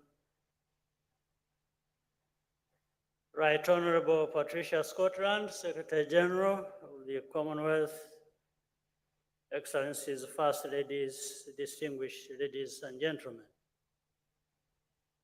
First, I wish to thank President Ruto for hosting us in a beautiful and vibrant Nairobi for the Africa Climate Summit, organized in collaboration with the African Union. Every year, the world is reminded of the real and growing threat of climate change. Recent findings tell us all kinds of stories, including that July was the hottest month ever recorded in human history. Africa continues to carry the burden of rising temperatures, despite contributing the smallest share of global greenhouse gas emissions. We cannot just keep talking about it without doing what is required to fix the problem. This is unfair, but in the long run, playing the blame game is not the answer. A more pragmatic approach is for Africa to be a key player in the search for global climate solutions. Africa stands united and should remain so in this and in its position. In this regard, allow me to take this opportunity to commend President Dr. William Ruto for his exceptional leadership of the Committee of African Heads of State and Government on Climate Change.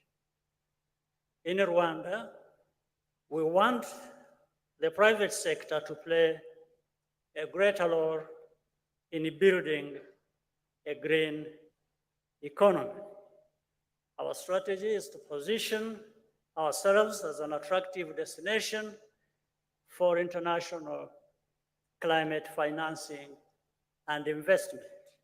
That's why the COP27, at that summit, Rwanda launched Ireme Invest, a green investment facility created by the Rwanda Green Fund in partnership with the Development Bank of Rwanda.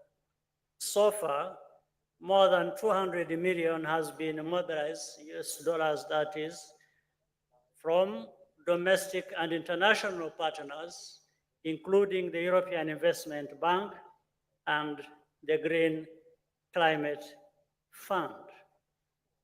We have also been working closely with the International Monetary Fund as a participant in the Resilient and Sustainability Trust. We have access to long-term financing to further integrate climate into our economic policies. This is a good sign that the international community is taking seriously the call to reform our global financial architecture.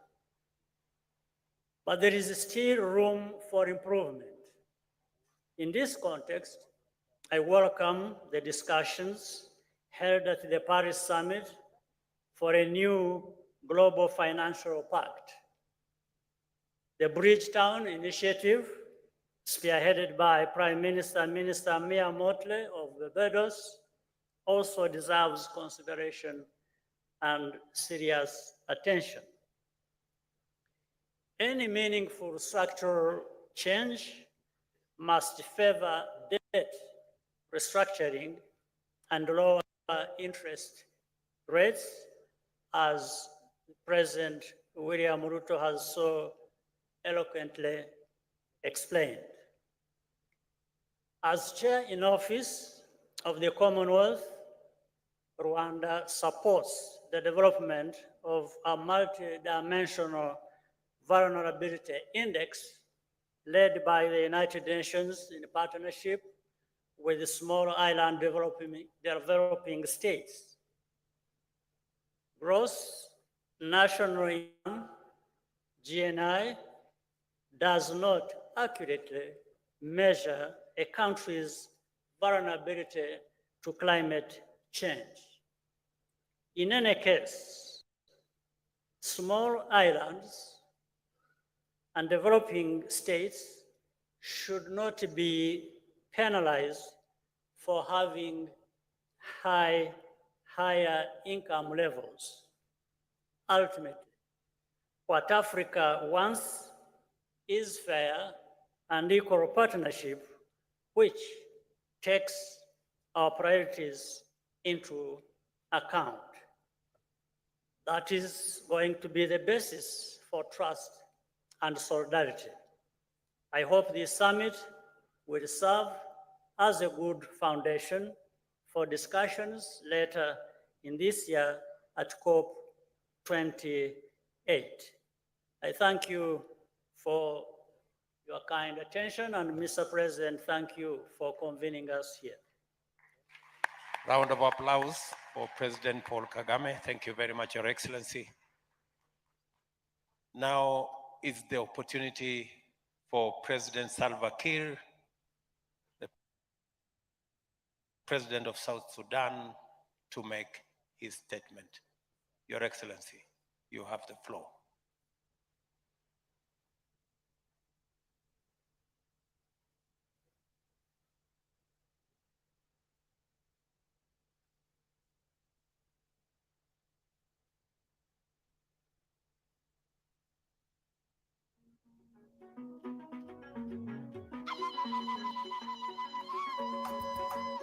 Hey, bana ba Kenya namugeza ndi mulembe mulembe lundi maya mumbe kama rumwelezera ko bulayi bwo kuba nenda kamatunda waburu mu Kenya.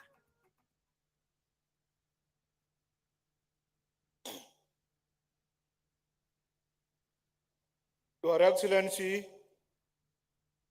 Dr. William Ruto, President of the Republic of Kenya and Chairman of the Committee of African Governments on Climate Change, Excellencies, Heads of State and Government,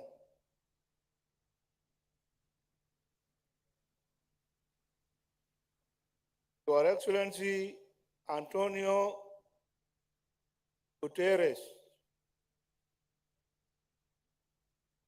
United Nations Secretary General,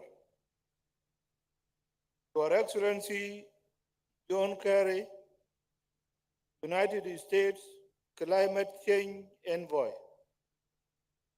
Your Excellency Dr. Sultan Ahmed Al-Jaber, COP28 President Designate and the UAE Special Envoy for Climate Change,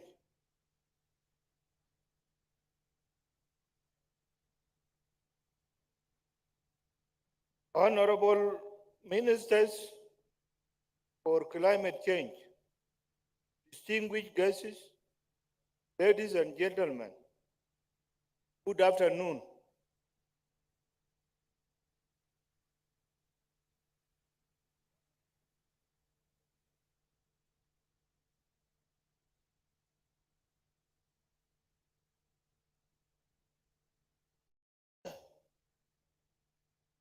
Let me start my remarks by expressing my deepest gratitude to the government and the people of Kenya for the warm welcome and for successfully hosting this first Africa Climate Change Summit. Excellencies, the biggest threat faced by humanity today is climate change. It is a threat whose effects are felt by all. But its causes have their roots in the action of a few. Take Africa for instance. We collectively emit less than 5% of carbon, but we are the most vulnerable region. My country, South Sudan, with tiny emissions, for example, is currently experiencing floods, droughts, heat waves, and irregular rain patterns. We have over 2 million people who have lost their livelihoods as a result of climate change and are in dire need of support. In the face of this reality, we cannot continue to lament about the impact of climate change, nor continue to wait for the financial support that has been promised but not delivered. We must seize this opportunity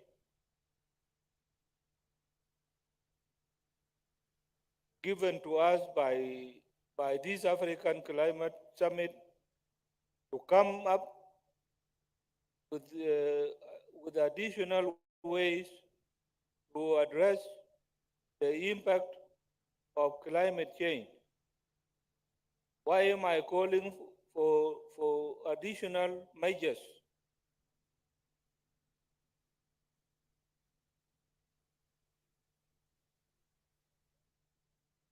The reason is very clear.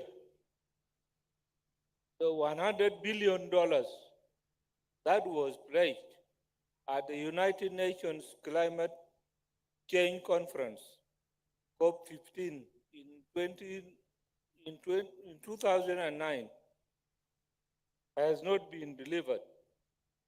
More importantly, that amount is not enough because Africa alone requires over $3 trillion to enable, mitigate, and adapt to the climate change.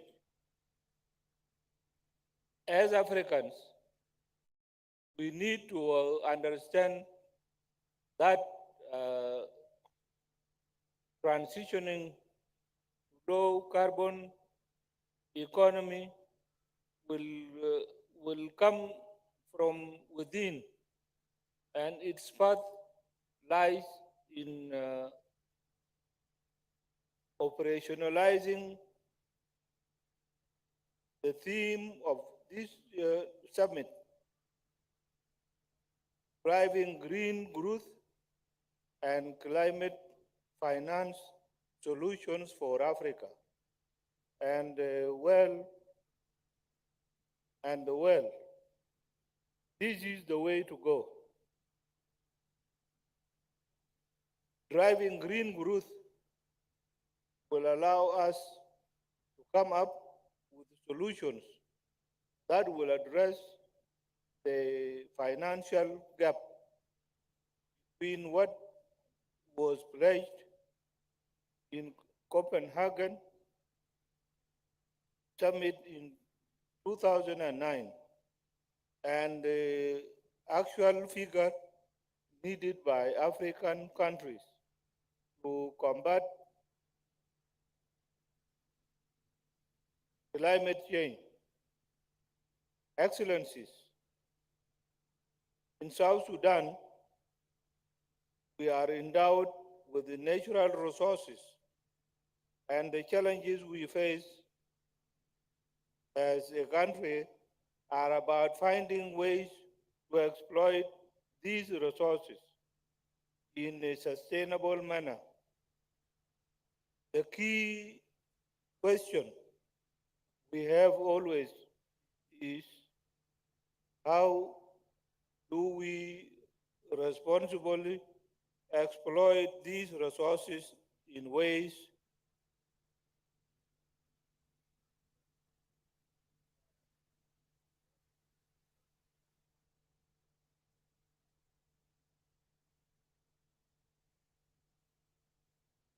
that contribute towards mitigation and adaptation to the impact of climate change.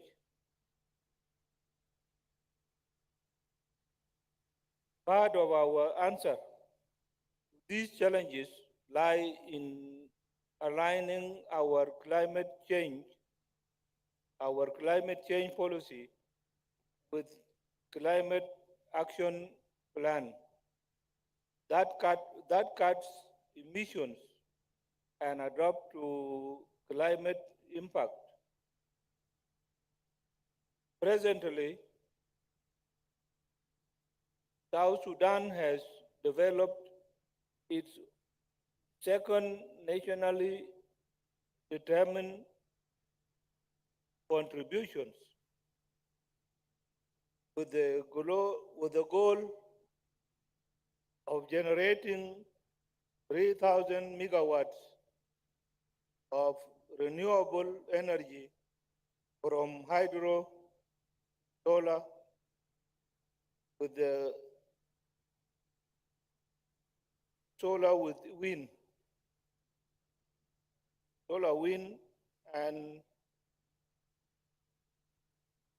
geothermal gas. This to us is the path to net zero carbon by 2050.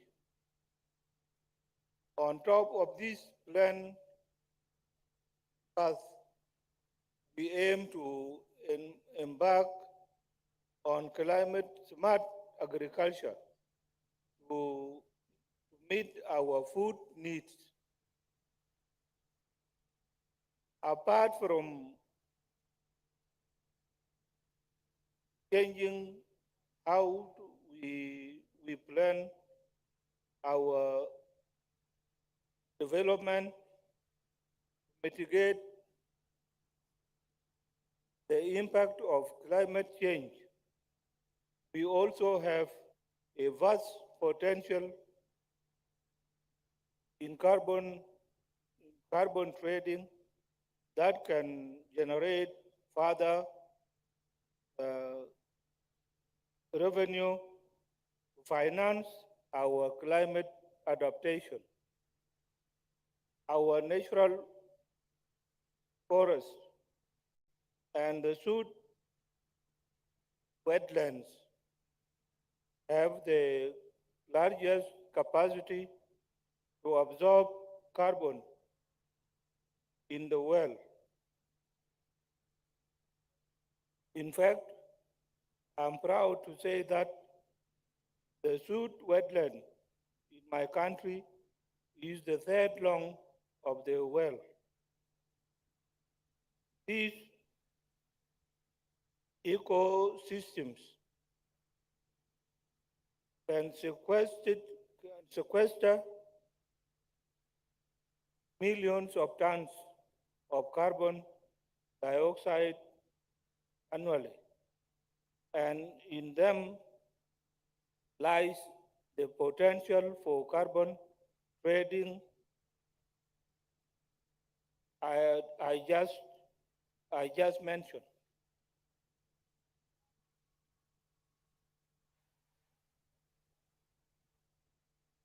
Excellencies,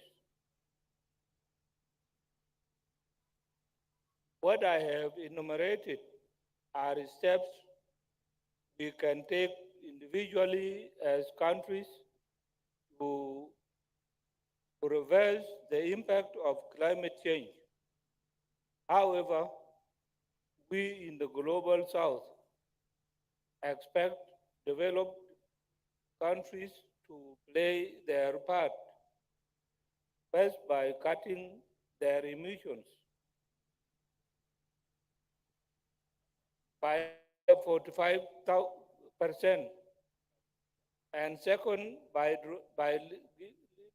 leaving their commitment that was made in 2009 in Copenhagen, finance climate adaptation in developing countries. We cannot meet the target of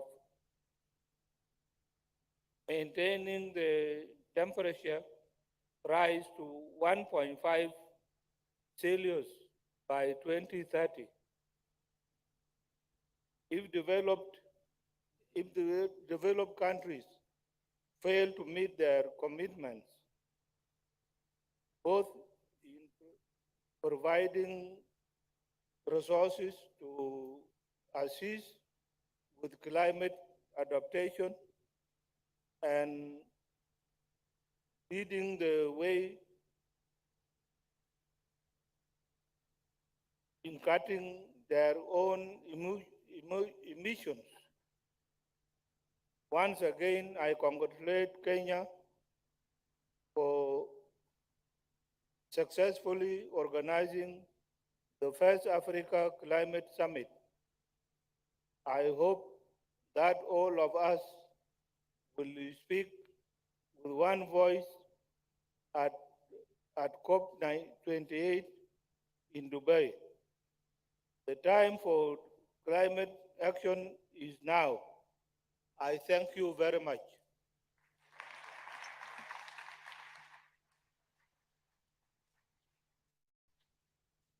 Thank you very much, Mr. President. Let's give a round of applause to President Salva Kiir.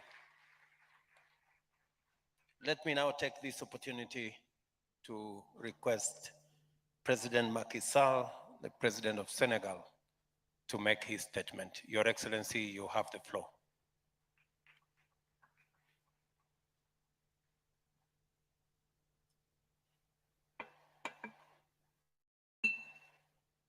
Thank you very much, William Ruto, dear brother, chers collègues, chefs d'État et de gouvernement,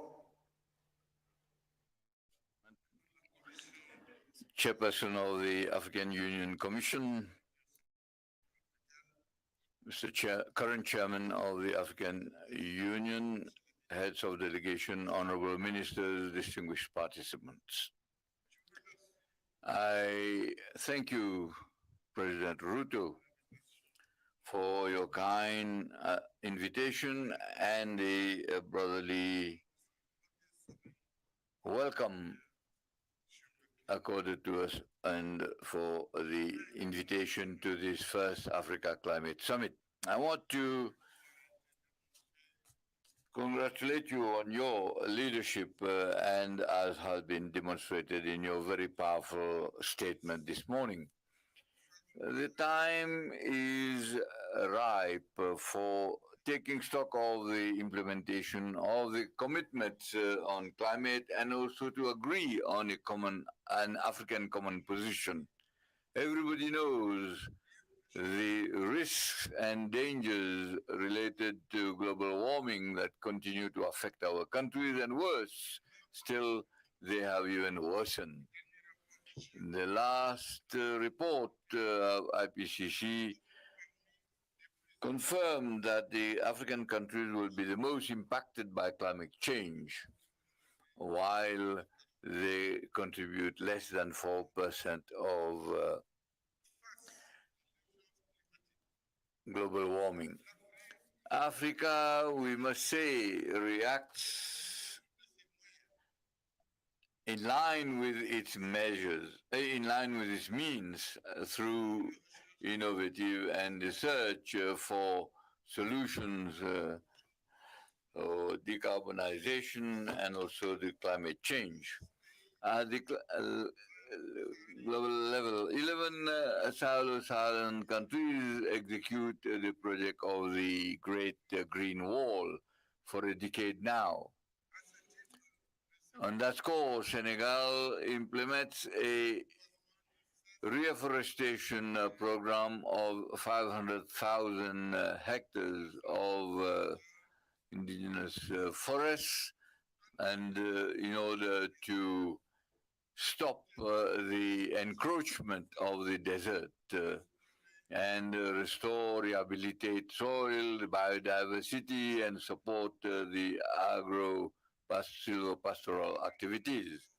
We pursue our efforts, to, in fact, execute the carbon resilient projects, and particularly as regards energy transition.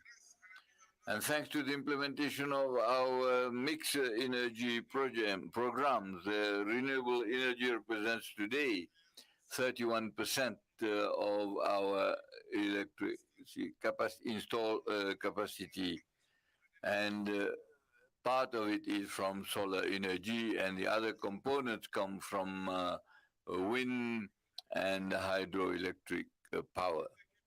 We at present implement an important program of rural electrification of more than 1,000 villages, financed at the cost of 75 million euros, together with the Green Climate Fund and also with the West African Bank. These efforts will be strengthened thanks to the strategy. That is, we need to agree, and we cannot prevent Africa from using its domestic energy sources. We, in this transitional phase, ensure that the solutions, African solutions, be lower in carbon and also be resilient. And obviously, for those who pollute more or less than 3%, that energy transition be abandoned. It will be, in fact, another injustice to Africa. For us, gas is an energy transition, and our policy in energy transition towards net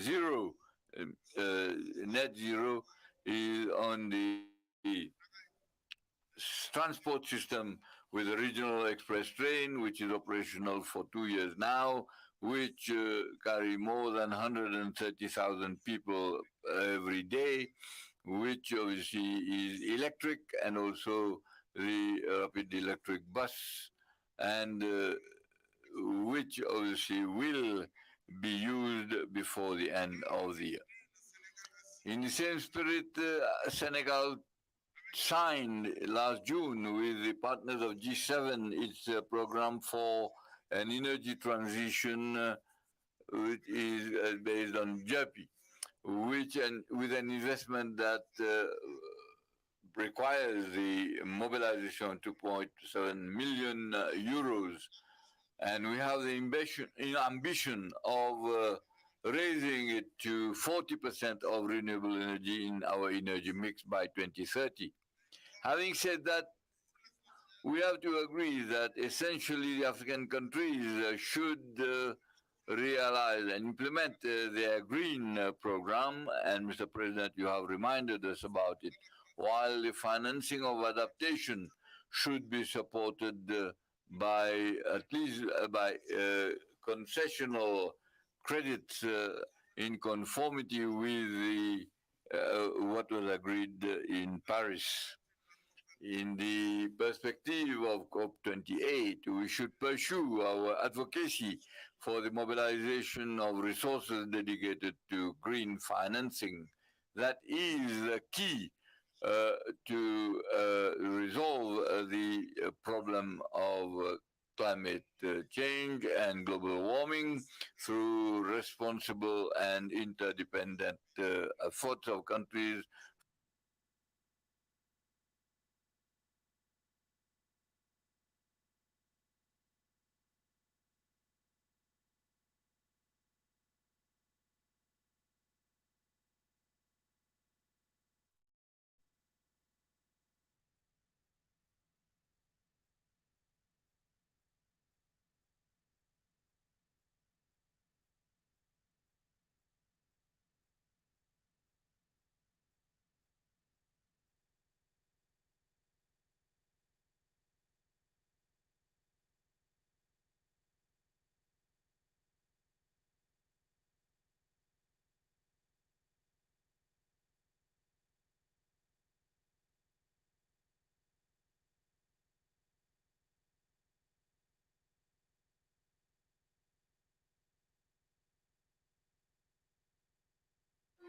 Where do you see yourself in 5 years?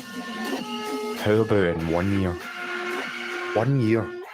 1 year is enough time to be the difference and learn something new. Raise the bar and the family too. Be inspiring, be proud and stand out from the crowd. Be international, be your best, build your career. It's your future to invest.